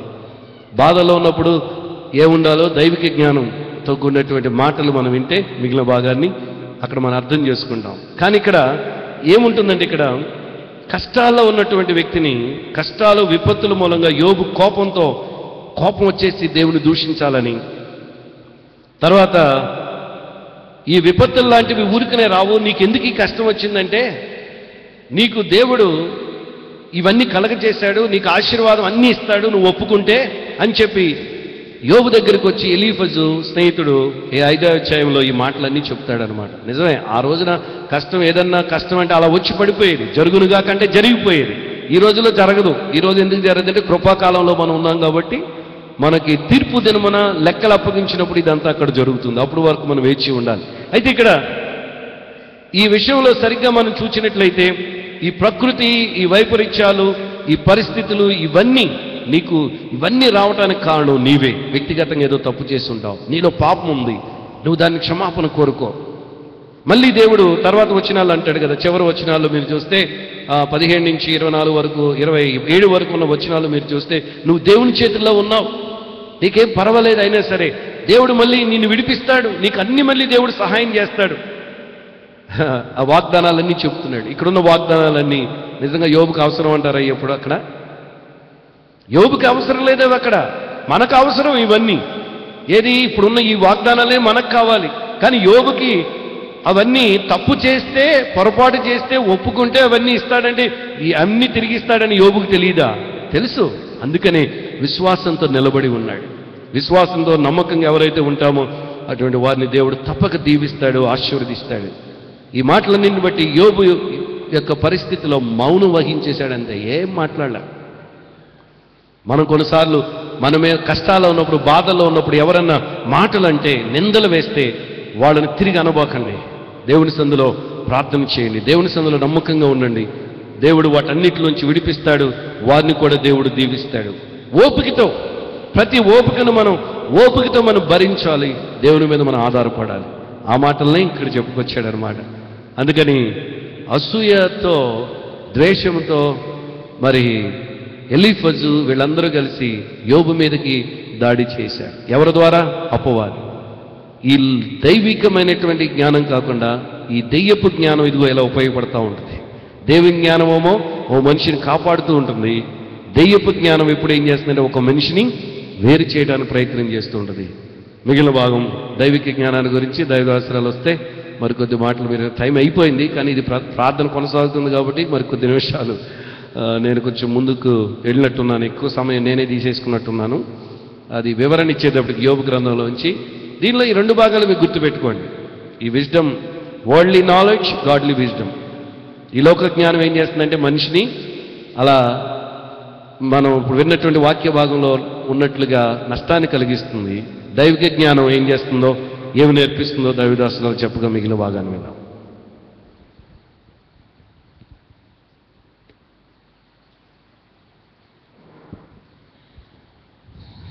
ఇక్కడ వచ్చిన మీకు అందరికీ మరోసారి శుభములు, వందనాలు తెలియజేస్తూ ఉన్నాం. ఇప్పటి వరకు లోక జ్ఞానము అంటే మనుష్య జ్ఞానము, ప్రకృతి సంబంధమైన జ్ఞానము, భూ సంబంధమైన జ్ఞానము, దయ్యముల జ్ఞానం అనేది ఎలా ఉంటుందో, ఎలా మనల్ని పడవేస్తుందో, మనల్ని ఎలా తప్పుదారి పట్టిస్తుందో అది దేవుని యొక్క వాక్యంలో నుంచి, దేవుని యొక్క వాక్యాన్ని ఆధారం చేసుకుని చూడడం జరిగింది. అయితే యాకోబు రాసిన పత్రిక 3వ అధ్యాయము 13 నుంచి 16 వరకు ఉన్న వచనాలేమో ఈ భూ సంబంధమైన జ్ఞానాన్ని గురించి తెలియచేస్తే, 17, 18 2 వచనాలు మాత్రం దైవికమైన జ్ఞానాన్ని గురించి తెలియచేస్తూ ఉన్నాయి. దాన్ని మనం ఒకసారి చదువుకుందాం, చూడండి. అయితే పైనుండి వచ్చు జ్ఞానము మొట్టమొదట పవిత్రమైనది, తరువాత సమాధానకరమైనది, మృదువైనది, సులభముగా లోబడునది, కనికరముతోనూ మంచి ఫలములతోనూ నిండుకొనినది, పక్షపాతమైనను వేషధారణ అయినను లేనిదియునై ఉన్నది. నీతి ఫలము సమాధానము చేయువారికి సమాధానమందు వెత్తబడును. ఈ 2 వచనాలు మనం ధ్యానం చేసేటప్పుడు దానికంటే ముందుగా సామెతల గ్రంథము 9వ అధ్యాయం 1వ వచనం ఒకసారి చదువుదాం, చూడండి. జ్ఞానము నివాసమును కట్టుకొని దానికి 7 స్తంభములు చెక్కుకొనినది. సహజంగా మనము ఒక గది అయినా, లేదు ఒక కట్టడం అయినా, లేదు ఒక నివాసమైనా నిలబడాలంటే దానికి 4 మూలలు ఉంటాయి కదా, 4 స్తంభాలు ఉంటాయి, అంటే 4 ఆధారాలు ఉంటాయి. అట్లా 4 ప్రక్కల ఉన్న ఆధారాల చేత మనం కట్టబడే, మనం నిర్మించుకునే కట్టడమైనా, నివాసమైనా ఏదైనప్పటికీ కూడా నిలబడుతుంది. అయితే జ్ఞానము నివాసము నువ్వు కట్టుకోవడం మొదలు పెడితే దానికి 4 స్తంభాలు కాదు, 7 స్తంభాలని కట్టుకుందంట. 7 స్తంభాలతో కట్టుకుందంట నివాసాన్ని. ఆ 7 స్తంభాలు ఏంటంటే, మనం యాకోబు పత్రిక 3వ అధ్యాయం 17వ వచనంలో చదువుకున్నామే, ఆ 7 మాటలు కూడా 7 స్తంభాల్లాగా ఉన్నాయి. వాటిని గనక మనము మన జీవితాలలో అన్వయించుకున్నట్లయితే మనం ఈ దైవిక జ్ఞానాన్ని మనం సంపాదించుకోగలుగుతాము వాటి ప్రకారం జీవించినట్లయితే. అది ఈరోజు దేవుని యొక్క వాక్యంలో నుంచి, యాకోబు పత్రికలో నుంచి మనం నేర్చుకునే సారాంశం. అయితే మనము నిర్మాణాత్మకంగా కట్టుకునే మన కట్టడాలు, మన నివాసాలు ఎలా నిలబడడానికి మనము ప్రయాసపడుతూ మనం కట్టుకుంటూ ఉన్నామో, అలాగే మన కుటుంబాలు, మన జీవితాలు నిలబడడానికి అవసరమైన నిర్మాణం అనేది, కట్టడం అనేది, మనము కట్టుకోవడం అనేది చాలా అవసరం. దానిని కట్టుకోవడానికి ఒక్క దైవిక జ్ఞానం ఉంటే సరిపోతుందండి, ఇంకా ఈ భూ సంబంధమైన ఈ లోక జ్ఞానం మనకు అక్కర్లేదా అంటే కావాలి. అలాగే ఒక్క ఈ లోక జ్ఞానం ఉంటే సరిపోతుందండి, ఇంక దైవిక జ్ఞానంతో మనకు పని లేదా అంటే కావాలి. అంటే రెండింటినీ కూడా మనము కలిగి ఉండి వాటిని ఎలా మన జీవితాలలో, బాహ్య సంబంధమైన పురుషునికేమో ఈ లోక జ్ఞానం కావాలి, అంతరంగ సంబంధమైన అంతరంగ పురుషునికేమో, అంతరంగ స్వభావానికేమో దైవిక జ్ఞానం కావాలి. అయితే విచిత్రం ఏంటంటే దైవిక జ్ఞానములో నుంచి, దేవుడు అనుగ్రహించే జ్ఞానములో నుంచినండి మనము బాహ్య సంబంధమైన జ్ఞానాన్ని కూడా సంపాదించుకోవచ్చు. ఈ లోకంలో మన మనుగడను కొనసాగించడానికి అవసరమైన జ్ఞానం అనేది దేవుడు మనకు నేర్పించే దైవిక జ్ఞానంలో నుంచి కూడా మనం నేర్చుకుని దాని ప్రకారము జీవించడము సాధ్యమవుతుంది. అందుకని మనము ఈ మాటల్ని మనం ధ్యానం చేసినట్లయితే ఒకంత మనము దైవిక జ్ఞానాన్ని సంపాదించుకోవడానికి అవసరమైన ఆధారాలను ఇక్కడ యాకోబు వ్రాసిన పత్రికలో మనం చదువుకున్నాం. మొదటిది ఏంటంటే పైనుండి వచ్చు జ్ఞానము మొదట పవిత్రమైనది. సహజంగా పవిత్రమైనది, పవిత్రుడు, పరిశుద్ధుడైన దేవుణ్ణి మనం జ్ఞాపకం చేసుకుని ఆయన్ని సేవించేటప్పుడు, మీరు సేవించే దేవుడు, మీరు నమ్మిన దేవుడు, నేను పరిశుద్ధుడనై ఉన్న ప్రకారమును మీరును పరిశుద్ధులై ఉండండి అని మనం వాక్యంలో చూస్తూ ఉన్నాం. అంటే మన దేవుడు ఎంత పరిశుద్ధుడో మనకు తెలుసు. ఈ భూమి మీద నివాసం చేసే మన జీవితాలను పవిత్రముగా, పరిశుద్ధముగా జీవించడానికి అవసరమైన పరిశుద్ధతతో కూడిన జీవితాన్ని జీవించిన వాడు ఒక ప్రభువైన యేసుక్రీస్తు తప్ప ఇంకెవ్వరూ కూడా లేరు. ఆయనలో ఉన్న పరిశుద్ధత మన జీవితాలలో మనం ఆపాదించుకుని మనం కలిగి ఉండడం అనేది చాలా అవసరము. ఇకపోతే పరిశుద్ధత అనేది, పవిత్రత అనేది కేవలము మనము అనుకుంటున్నట్లుగా ఒక దేవుని మందిరాల్లోనికి వచ్చి కూర్చున్నప్పుడు, దేవుని సన్నిధిలో ఉన్నప్పుడు మాత్రమే కాకుండా, మనము ఏ స్థలంలో ఉన్నా, ఏ పరిస్థితుల్లో ఉన్నప్పటికీ కూడా మనము పరిశుద్ధతను, పవిత్రతను ఎన్నడూ కూడా పోగొట్టుకోకూడదు.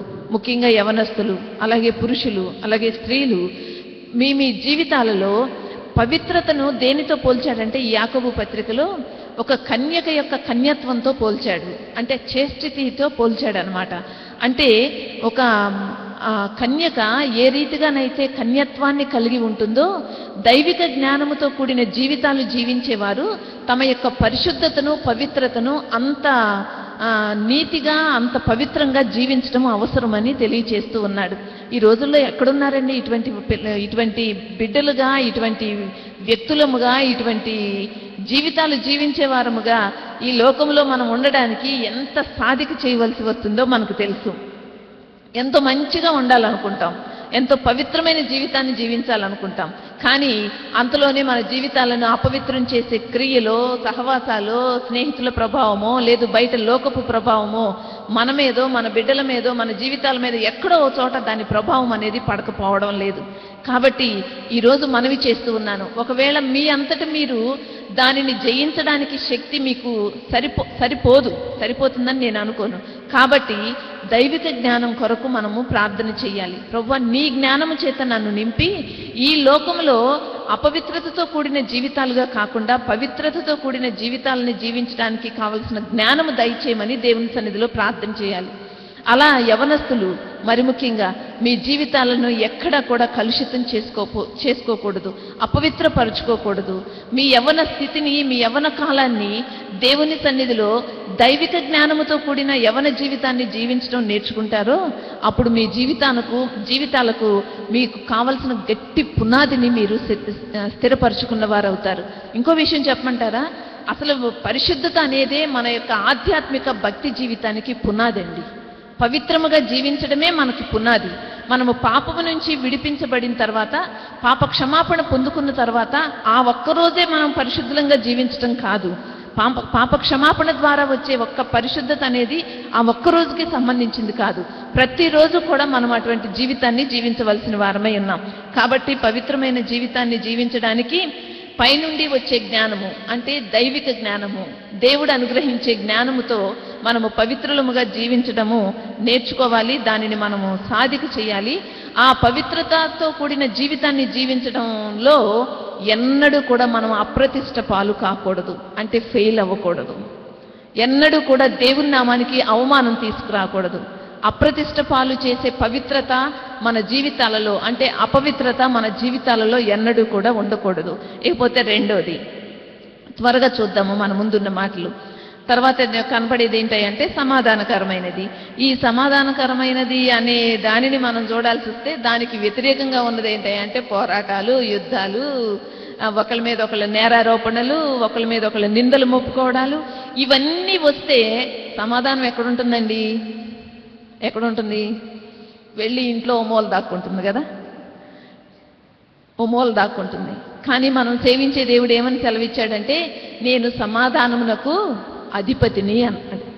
అటువంటి సమాధానకర్త అయిన అధిపతిని మనము సేవించడం ఆరంభించినట్లయితే, మీరు ఈ మందిరంలోనికి వచ్చి కూర్చుని, దేవుని సన్నిధిలోనికి వచ్చి కూర్చుని ఈ దేవుణ్ణి సేవించే ప్రజలుగా మిమ్మల్ని మీరు కనపరుచుకుంటూ ఉన్నప్పుడు మీ జీవితాలలో ఎంతవరకు సమాధానకరమైన స్థితితో కూడిన జ్ఞానాన్ని మీరు కలిగి ఉంటున్నారో ఒక ఇంత పరిశీలన చేసుకోవాలి. ఈ రెండింటిలోనూ కూడా, పవిత్రమైన దాంట్లోనూ సమాధానకరమైన దాంట్లోనూ, ఈ రెండింటిలోనూ ఏది ప్రాముఖ్యమండి అని మీరు అడిగితే, రెండు ప్రాముఖ్యమైనవే అయినప్పటికీ కూడా మొదటి స్థానం ఎప్పుడు కూడా పవిత్రతకు ఇవ్వవలసిందే, రెండో స్థానం ఎప్పుడు కూడా సమాధానమునకు ఇవ్వవలసిందే. ఎందుకంటే మనము పవిత్రంగా జీవించడం ఆరంభించితే సమాధానకరమైన జీవితాన్ని జీవించడం సాధ్యమవుతుంది. సమాధానకరమైన జీవితాన్ని జీవించితే పవిత్రతను మాత్రం మనం సంపాదించుకోలేము. తోటి మనిషితోనూ దేవునితోనూ, ఓ మనిషికి మధ్యలోనూ, దేవునికి మనకి మధ్యలోనూ ఎప్పుడు కూడా సమాధానాన్ని పెంపొందించుకోగలిగిన దైవిక జ్ఞానాన్ని మనం ఎప్పుడు కూడా సముపార్జన చేసుకున్న వాళ్ళం అవ్వాలి. ఇంకో విషయం చెప్పమంటారా? ఈ సమాధానాన్ని పొందుకోవడంలో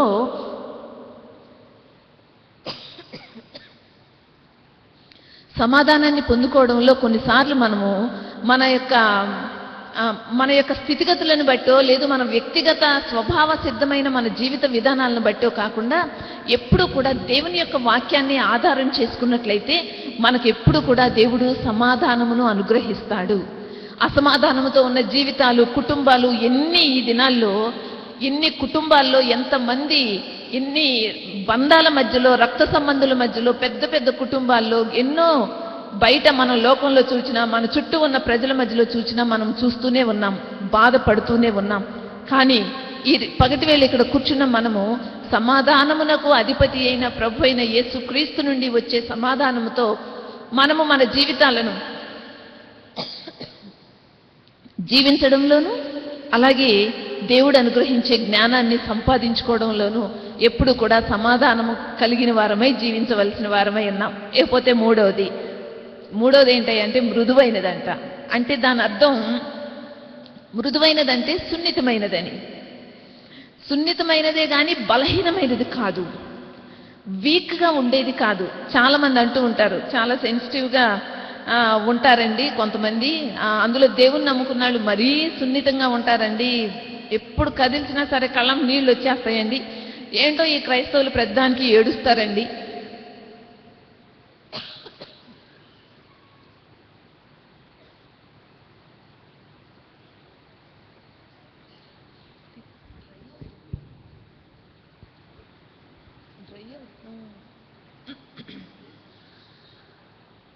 ఎక్కువ తీసు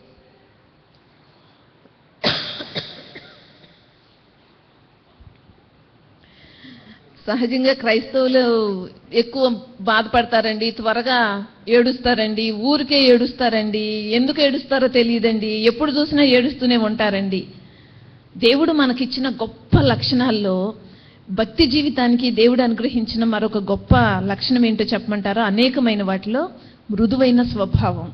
ఆ మృదువైన స్వభావం అనేది, మృదువైన మాట అనేది ఎప్పుడు కూడా క్రోధాన్ని చల్లారుస్తుందంట, అంటే కోపాన్ని చల్లారుస్తుంది. కొన్ని కుటుంబాల్లో అగ్గి మీద గుగ్గిలం అయిపోతూ ఉంటారు కదా, ప్రతిదానికి కోపం వచ్చేస్తుంది. ఎందుకు కోపం వస్తుందో తెలియదు, ఎప్పుడు అరుచుకుంటారో తెలియదు, ఎప్పుడు ఆవేశపడతారో తెలియదు, ఎప్పుడు కుటుంబంలో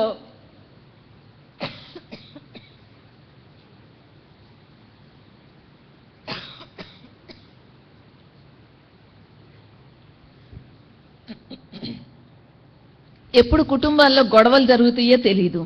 అటువంటి సందర్భంలో మాటకు మాట పెరిగిపోతూ ఉన్నప్పుడు ఓ మంచి మెల్లని సున్నితమైన దేవుని జ్ఞానంతో కూడిన ఓ మృదువైన మాట చెప్తే అంత గొడవ అంత ఆవేశం ఏమైపోతుంది?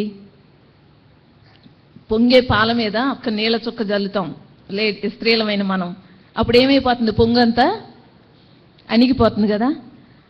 మృదువైన మాట కూడా అంతేనండి.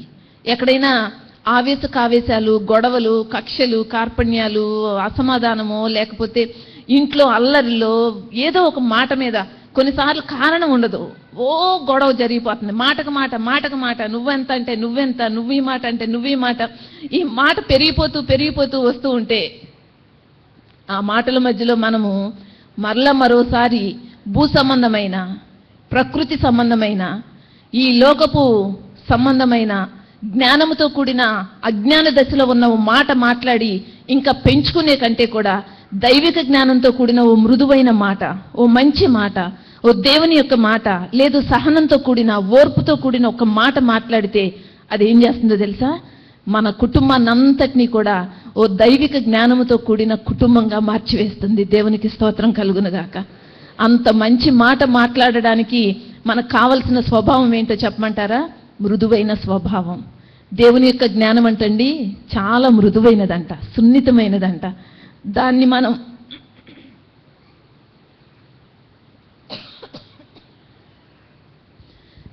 మనం దేనితోనూ పోల్చుకోవద్దు. కానీ ఈరోజు మనం కలిగి ఉన్న మన యొక్క మాట తీరుతోనే పోల్చుకుందాం. నా మాట తీరే నేను కలిగి ఉండవలసిన ఈ లక్షణానికి కావలసిన గుణము. నేను మృదువైన మాట మాట్లాడడం ద్వారా నా కుటుంబంలో ఉన్న ప్రతి అసమాధానపు, ప్రతి అల్లరికి, ప్రతి గొడవకు, దేనికి కూడా హేతువు కాకుండా నా మృదువైన మాట నా కుటుంబంలో ఉన్న ప్రతి సమస్యను కూడా పరిష్కరించేదిగా ఉండాలి అని మనము ఎప్పుడైతే మనమే ఆ మృదువైన మాటను మాట్లాడడానికి మనంతట మనము ఈ దేవుని యొక్క జ్ఞానాన్ని సంపాదించుకుంటామో అది పైనుండి వచ్చే జ్ఞానం. అది ఎప్పుడు కూడా మనల్ని బలపరుస్తుందండి. పైనుంచి వచ్చే జ్ఞానం ఎప్పుడు కూడా మనల్ని ఈ లక్షణాలన్నింటినీ కూడా సంపాదించుకోవడానికి, అనువైన వారిగా చేయడానికే దేవుడు మనల్ని ఎంచుకున్నాడు. కానీ మనము మన యొక్క స్థితిగతుల మధ్యలో అవసరమైనప్పుడు ఏది అవసరమైతే అది ఉపయోగించుకోమని చెప్పడానికి కాదు మనల్ని ఇక్కడికి తీసుకుని వచ్చింది. ఎంత గొప్ప భాగ్యమో కదా. దేవుని యొక్క కృప ద్వారా మనం ఈ దేవుని సన్నిధికి నడిపించబడినప్పటికీ కూడా దేవుని సన్నిధిలోనికి వచ్చిన దేవుని ప్రజలమైన మనము మన జీవితాలను ఎలా జీవించాలో ఎప్పటికప్పుడు నేర్పించే ఈ దేవుని యొక్క జ్ఞానము, దేవుని యొక్క మాటలతో కూడిన దేవుని యొక్క వాక్యము మన జీవితాలను ఎప్పటికప్పుడు సరిచేస్తూ నడిపిస్తూ ఉంటే ఇంత గొప్ప జ్ఞానాన్ని సంపాదించుకోవడానికి ఏ యూనివర్సిటీస్కి వెళ్ళాలి చెప్పండి? ఎక్కడికి వెళ్ళక్కర్లా. దేవుని పద సన్నిధిలో దేవుని యొక్క వాక్యాన్ని చదువుతూ ఈ వాక్యాన్ని ధ్యానం చేస్తూ ఉంటే సరిపోతుంది. దాని ప్రకారమే ఈ జీవితాలను జీవించడం నేర్చుకుందాం. లేకపోతే తర్వాత సులభముగా లోబడినది.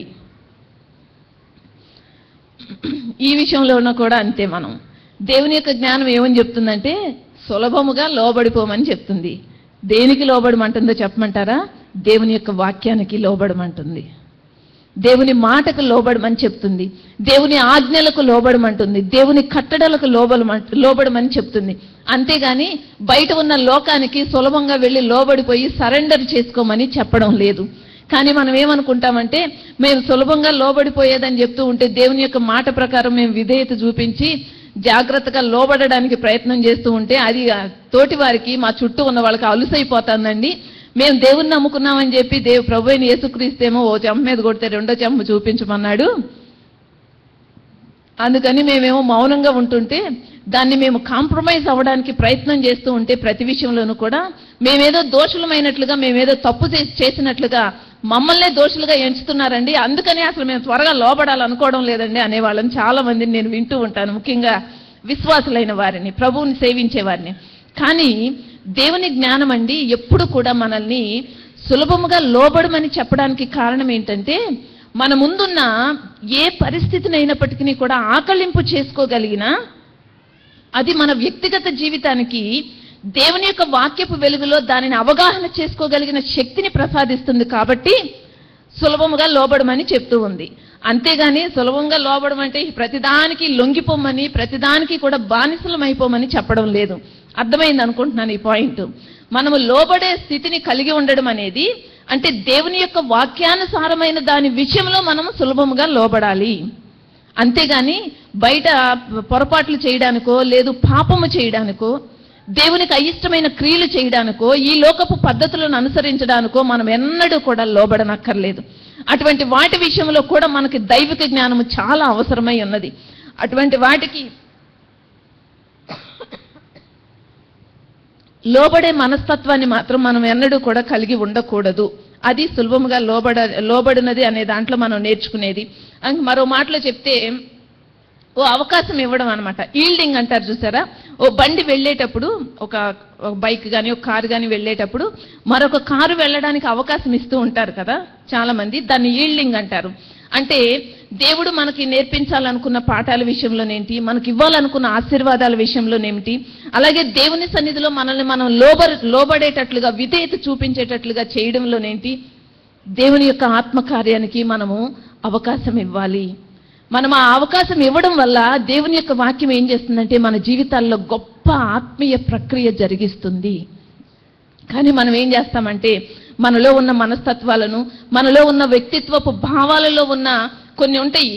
ఎంతసేపు నేను ఉదయం ఆరాధనలో చెప్పాను, స్టిఫ్ నెక్డ్ పర్సనాలిటీ అనమాట. ఎంతసేపు కూడా మెడ వంగని మనస్తత్వం, దేనికి కూడా గబాలన అలాగేనండి, పొరపాటు అయిపోయిందండి, మీరు చెప్పినట్లు చేస్తానండి అని మనల్ని మనం విధేయత కలిగి దేవుని వాక్యానుసారంగా దేవుని మాటకు, దేవుని ఆత్మక్రియకు అవకాశం ఇవ్వడం అంటే చాలా మందికి ఇష్టం ఉండదు.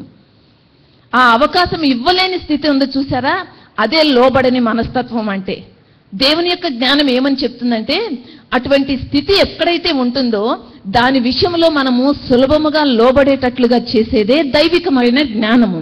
అంటే దేవుని మాటకైనా, దేవుని ఆజ్ఞకైనా, దేవుడు మనకు నేర్పించే పాఠాలకైనా మనము లోబడడం నేర్చుకునేదే దైవిక జ్ఞానం అని. అది సులభంగా లోబడేది. ఆ తర్వాత ఎన్నోది ఐదో పాయింట్కి వచ్చేస్తే మనకు కనపడేది ఏంటంటే కనికరము, అలాగే మంచి ఫలములు. కనికరాన్ని గురించి నేర్చుకోవాల్సి వస్తే సింపుల్గా ఒక కొటేషన్, మీకు బాగా గుర్తుండిపోయేది చెప్పాలంటే, ప్రతిఫలాన్ని ఆశించినది కనికరం అండి. ఎదుటివారి దగ్గర నుంచి మనం చేసిన సహాయానికైనా, మనం చేసిన మేలుకైనా, మనం చేసిన ఓ మంచి పనికైనా ప్రతిఫలాన్ని ఆశించకుండా ఉండేదే కనికరాన్ని కలిగి ఉండడం. అది దైవిక జ్ఞానానికి సంబంధించిన మరొక గొప్ప స్తంభము లాంటిది. ఇందాక చెప్పాను కదా 7 స్తంభాలని. జ్ఞానము నివాసం కట్టుకోవడం మొదలుపెట్టిందంట, దానికంటే 7 స్తంభాలు ఉన్నాయంట. ఆ 7 స్తంభాల్లో ఇప్పుడు మనం చూసేది 5వది ఏంటంటే కనికరము, మంచి ఫలములు. దీన్ని మనకు బాగా అర్థం కావాలంటే మనం మంచి సమరయుడు లూకాసు వార్త 10వ అధ్యాయం 25వ వచనం నుంచి చివరి వరకు ఉన్న వాక్య భాగంలో మనందరికీ తెలిసిన సారాంశం ఏంటంటే మంచి సమరయుడి గురించి. ఒక వ్యక్తి కొరప్రాణములతో పడి ఉన్నాడు. పడి ఉన్న వ్యక్తిని చూచి చాలా మంది వెళ్ళిపోయారు. కానీ మంచి సమరయుడు ఏం చేశాడంటే అక్కడికి వచ్చి, కొరప్రాణములతో పడి ఉన్న వ్యక్తి దగ్గరికి వచ్చి అతనిని చూచి అతని మీద జాలిపడి అతని గాయములను కట్టి అతనిని తీసుకుని వెళ్ళి ఓ పూటకోళ్ళవాని ఇంటికి అప్పగించాడు. ఈ పనంతా చేసి నా జీతం నాకు ఇవ్వమని అడగలేదు, నేను నీకు ఇంత సహాయం చేశాను కాబట్టి నువ్వు నాకు ఇంత చెల్లించాలని తన దగ్గర నుంచి ఆశించలేదు, గాయపడిన వ్యక్తి దగ్గర నుంచి. అంటే ఈ సమరయుడు ఏం చేశాడంటే కేవలము తన దగ్గర ఉన్న కనికరమైన మనసుతో, కనికరపూరితమైన హృదయంతోనే ఆ గాయాలను కట్టడానికైనా, అతని మీద జాలి పడడానికైనా, అతనిని పూటకోళ్ళ వాని ఇంటికి చేర్చడానికైనా ఉపయోగించాడు. అంటే దాని అర్థం ఏంటంటే ఎటువంటి ఫలితాన్ని కూడా ఆశించలేదు. అదిగో కనికరం అనేది అంత గొప్ప సేవని, అంత గొప్ప జాబ్ని చేసేటట్లుగా చేస్తుందండి.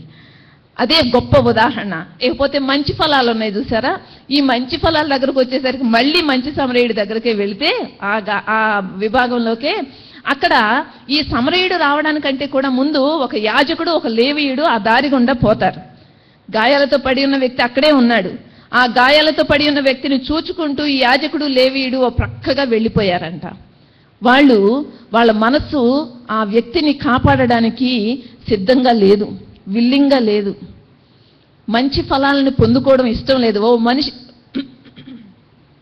ఓ మనిషికి సహాయం చేస్తే దాని ద్వారా కలిగే మంచి ఫలం ఉంది చూసారా, దానిని మనం దేనితోనూ కూడా కొలవలేమండి, దేనితోనూ కొలవలేం. ఇందాక మన చిల్డ్రన్ హోమ్ పాప దీవెన చెప్తూ తనకు అనారోగ్యం వచ్చింది, తన నిమిత్తమై ప్రార్థన చేశాం. ఆ బిడ్డ పొందుకున్న మేలుని తన నిమిత్తమే ప్రార్థన చేసిన వాళ్ళం ఎవరైతే ఉన్నామో మనందరము కూడా ఆ బిడ్డ కొరకు చేసిన ప్రార్థన ద్వారా వచ్చే ఫలాన్ని మనందరము కూడా పొందుకున్నాం అనమాట. దానిని దేనితోనైనా పోల్చగలమా చెప్పండి? అదే ఆ బిడ్డకు ఆపరేషన్ చేయాలంటే దాదాపు ఒక 50-60 వేలు ఖర్చు, ప్లస్ అసలు ఆపరేషన్ అంటేనే కొంచెం భయపడడం, లాప్రోస్కోపిక్ చేయించడమా, ఓపెన్ సర్జరీ చేయించడమా, అసలు చేయించడమా మానడమా, ఎన్ని తర్జన భర్జనలు పడ్డామో, ఎన్ని హాస్పిటల్స్కి తిరిగామో, ఎన్ని టెస్టులు చేయించాము. కానీ చివరికి అసలు ఆపరేషనే అక్కర్లేదండి, అది మళ్ళీ సెట్ అయిపోతుంది, యథాస్థానంలోకి వచ్చేస్తుంది ఆ పేగు అని చెప్తే మాకందరికీ ఆశ్చర్యం, సంతోషం. దేనితో కొలవగలం చెప్పండి ఆ ఫలాన్ని? మంచి ఫలాలనేవి మనం కోసుకోవడానికి మనకు కావాల్సింది ఏంటో చెప్పమంటారా?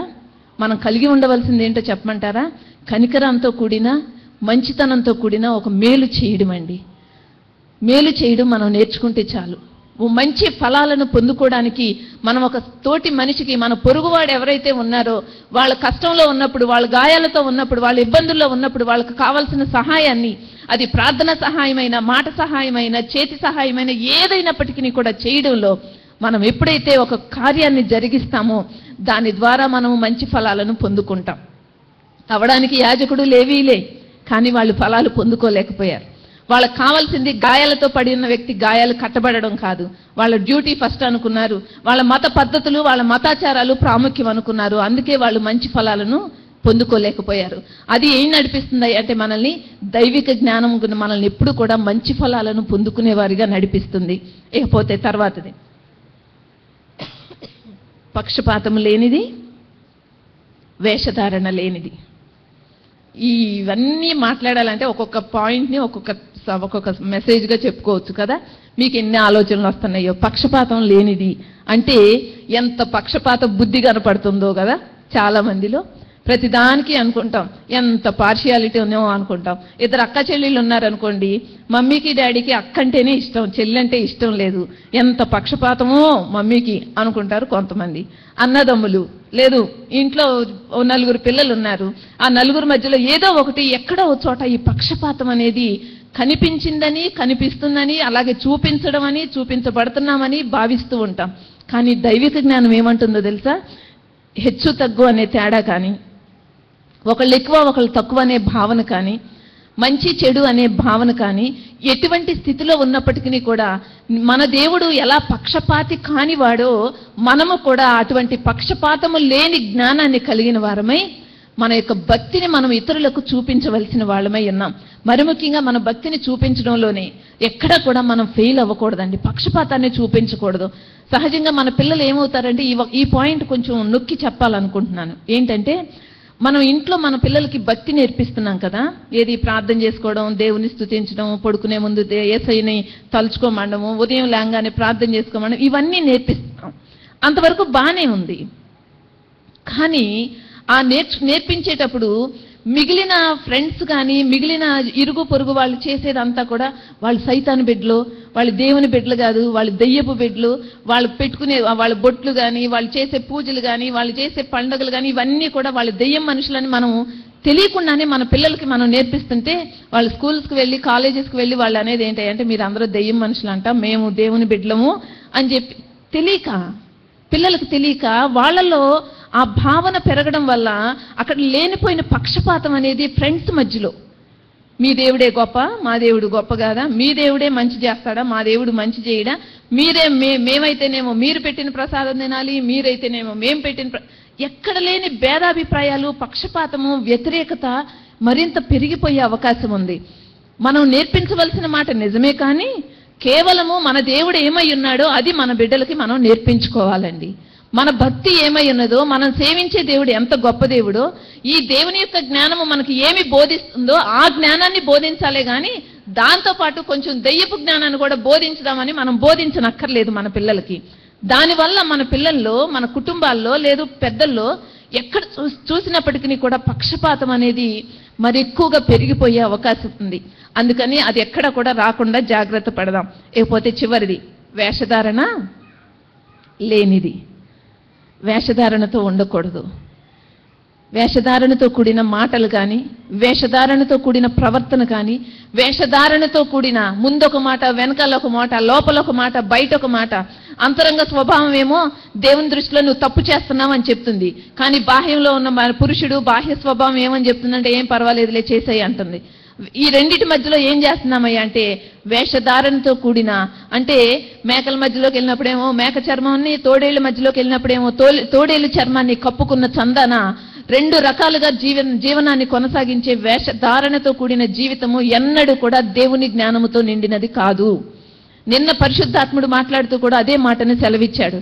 మీలో ఎక్కడైనా రెండు మనస్సులతో కూడిన, రెండు ఆలోచనలతో కూడిన, నాకు అయిష్టమైన మీ నోటి మాటలు రెండు రకాలుగా వస్తూ ఉన్నాయి, వాటిని మీరు సరిచేసుకోండి. అప్పుడు నేను ఇంకా ఎక్కువగా ఈ సంఘాన్ని అలాగే మీ కుటుంబాలను ఆశీర్వదిస్తానని దేవుడు మాట్లాడాడు.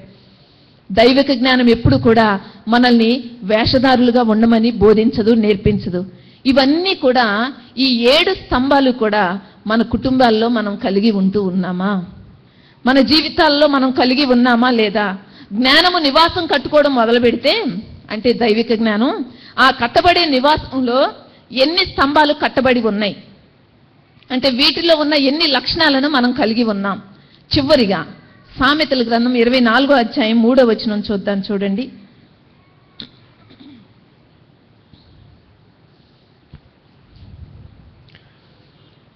జ్ఞానము వలన ఇల్లు కట్టబడును. జ్ఞానము వలన ఇల్లు కట్టబడుతుందంటే శ్రద్ధగా వినాలి ఈ రిఫరెన్స్. వివేచన వలన అది స్థిరపరచబడును. వివేచన వలన అది స్థిరపరచబడుతుంది. తెలివి చేత దాని గదులు విలువగల రమ్యమైన సర్వ సంపదలతో నింపబడును. తెలివి చేత దాని గదులు విలువగల రమ్యమైన సర్వ సంపదలతో నింపబడుతుంది. ఏమండి, కిచెన్ ఫర్నిచర్ కావాల్సిన దానికి కిచెన్ ఫర్నిషింగ్ షాప్కి వెళ్తాం. బెడ్రూమ్కి ఒక రకం కావాలి, బాత్రూమ్కి ఒక రకం కావాలి, లివింగ్ రూమ్కి ఒక రకం కావాలి. ఆ ఫర్నిచర్ని మనం డెకరేట్ చేసుకోవడంలో, మనం కొనుక్కోవడంలో, అమర్చుకోవడంలో, దాంట్లో ఉన్న అందాన్ని, అలాగే బ్లెస్సింగ్ని, ఆశీర్వాదాన్ని ఆస్వాదించడంలో మనందరము మన ఇళ్లలో మనం కలిగి ఉన్న వాటిని బట్టి ఎంతో సంతోషంగా, తృప్తిగా, ఆనందంగా జీవిస్తూ ఉన్నాం. అయితే మన ఇంటిని నింపే ఆ వస్తువులకే మనం అంత ప్రాధాన్యత ఇచ్చి అంత దీవెన పొందుకుంటున్నాం అనుకుంటూ ఉంటే, దేవుడు ప్రభు అయిన దేవుని యొక్క వాక్యం ఏమని సెలవిస్తుందో తెలుసా? ఇక్కడ మీ గదులంట తెలివి చేత దాని గదులు రమ్యమైన సర్వ సంపదలతో నింపబడాలి. తెలివి చేత నింపుకోవాలండి, దేవుడిచ్చే జ్ఞానంతో నింపుకోవాలండి. అవి మీకు సర్వ సంపదగా ఉంటుందే కానీ అది ఈ రోజు ఉండి రేపు నశించిపోయే మన వస్తు సామాగ్రి రూపంలో ఉండదు. ఆ జ్ఞానము, ఆ తెలివి, ఆ తెలివితో మనం ఎప్పుడైతే మన కుటుంబాలను మనం నింపుకుంటామో, మన గదులను నింపుకుంటామో, మన జీవితాలను నింపుకుంటామో, మన కుటుంబంలో నివాసం చేసే ప్రతి ఒక్కరము కూడా ఇటువంటి దైవిక జ్ఞానాన్ని కలిగి ఉన్నామనుకోండి, ఆ దైవిక జ్ఞానం ఏం చేస్తుందో తెలుసా? దేవుని యొక్క రాజ్యాన్ని సుస్థిరముగా ఈ భూలోకంలో స్థాపన చేయడానికి ఉపయోగపడుతుంది. ఆ దైవిక జ్ఞానమే మన జీవితాలలో గొప్ప ఆశీర్వాదాలు పొందుకోవడానికి. అంతేకాదు, బయట లోకానికి వెళ్ళి ప్రభు అయిన యేసు సెలవిచ్చాడు, ఈ లోకం ఇచ్చినట్లుగా నేను మీకు ఇవ్వాలనుకోవడం లేదు, నా శాంతినే మీకు అనుగ్రహిస్తూ ఉన్నాను. ఈ లోకం ఇచ్చే శాంతి అయినా, ఈ లోకం ఇచ్చే జ్ఞానమైనా, ఈ భూ సంబంధమైనదైనా, ప్రకృతి సంబంధమైనదైనా, దయ్యము జ్ఞానమైనా అది కొంతకాలమా, తాత్కాలికంగానే ఉంటుంది. కానీ నేనిచ్చే శాంతి సమాధానాలు ఉన్నాయి చూసారా, అవి మాత్రము ఈ లోకం ఇచ్చినట్లుగా మీకు తాత్కాలికంగా కాదు ఇచ్చేది, అది శాశ్వతంగా ఇవ్వబడుతుంది. ఈ దైవిక జ్ఞానం కూడా అంతే, శాశ్వతముగా మనకి ఇవ్వబడుతుంది. దేని చేత నింపబడుతూ ఉన్నాయి మన గదులు? వేటి చేత ఆక్యుపై చేసుకుంటూ ఉన్న మన హృదయాలను, మన జీవితాలలో మనం కలిగి ఉన్న ఈ స్థితిగతులన్నిటిలో నుంచి కూడా జ్ఞానాభ్యాసాన్ని చేయడం నేర్చుకుందాం. అది కూడా దైవిక జ్ఞానాన్ని అభ్యాసం చేయడం నేర్చుకుందాం. దాని ద్వారా మనం పొందుకునే పవిత్రమైన, సమాధానకరమైన, మృదువైన, సులభముగా లోబడగలిగిన, కనికరాన్ని, మంచి ఫలాలను పొందుకోగలిగిన, నింపగలిగిన, పక్షపాతము లేని, వేషధారణ లేని జీవితాలు జీవించగలిగిన దైవిక జ్ఞానం చేత ఎప్పుడైతే మనల్ని మనం నింపుకుంటామో, మనల్ని మనం కట్టుకుంటామో, అప్పుడు మన జీవితాలు జ్ఞానము కట్టే నివాసము 7 స్తంభాలతోనూ కూడా చక్కగా కట్టబడుతుంది, నిలబెట్టబడుతుంది. ఆ జీవితాలు జీవించేవారుగా ఉండాలని యాకోబు పత్రికలో నుంచి ఈరోజు మనం నేర్చుకున్న మాటల సారాంశం. ప్రార్థన చేసి ముగించుకుందాం.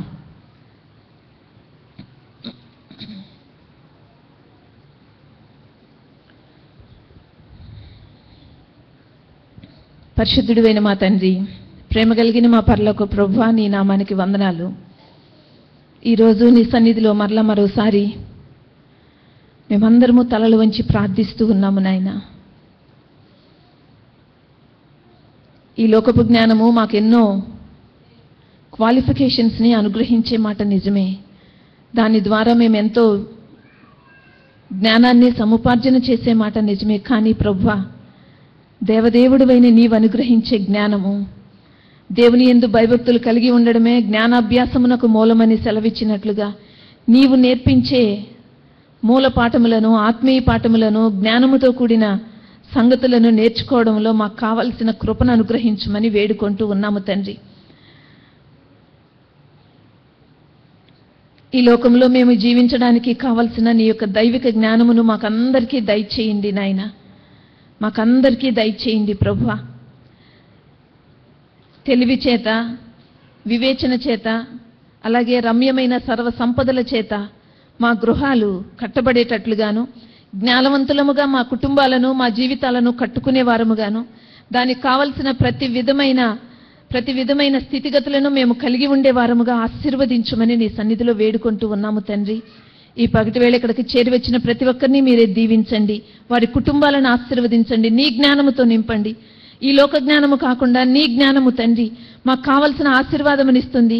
అలాగే ప్రభువా, మా ఈ జీవితాలను నీ కొరకు జీవించడం ద్వారా దైవిక జ్ఞానముతో నీ నామానికి మహిమ తీసుకొచ్చే వారముగా, నీ రాజ్యాన్ని ఈ భూలోకంలో అనేక మందికి పరిచయం చేసే వారముగా, నీ సాక్షులముగా జీవించే కృపను దయచేయమని, ఎక్కడైనా జ్ఞానము కొదువుగా ఉంటే నిన్ను అడగమన్నావు. ఇదిగో మా సమాజానికి కావలసిన దైవిక జ్ఞానమును మరింత సమృద్ధిగా అనుగ్రహించమని నీ సన్నిధిలో ప్రార్థిస్తూ ఈ పగటి వేళ కూడి వచ్చిన ప్రతి ఒక్కరిని దీవించి ఆశీర్వదించి పంపించమని ఈ మనవులు యేసు పరిశుద్ధ నామంలో ప్రార్థించి వేడుకుంటూ ఉన్నాం మా తండ్రి. ఆమేన్. మన తండ్రి అయిన దేవుని ప్రేమ, కుమారుడైన యేసుక్రీస్తు కృప, పరిశుద్ధాత్మిక సహవాసం మనందరికీ మెండుగా ఉండి దైవికమైన జ్ఞానంతో దేవుడు మనలను, మన కుటుంబాలను, మన సమాజాలను, మన బిడ్డలను నింపును గాక. అందరూ చెప్పండి ఆమేన్, ఆమేన్. కొంచెం లేట్ అయిందండి రెగ్యులర్గా వచ్చే ఆరాధికులకి. మరి ఈరోజు ప్రార్థన ఉంది కాబట్టి ఇది కంటిన్యూ అవుతుంది. మధ్యలో బ్రేక్, కొద్ది సమయం తీసుకుని వెంటనే ఆరంభిద్దాం.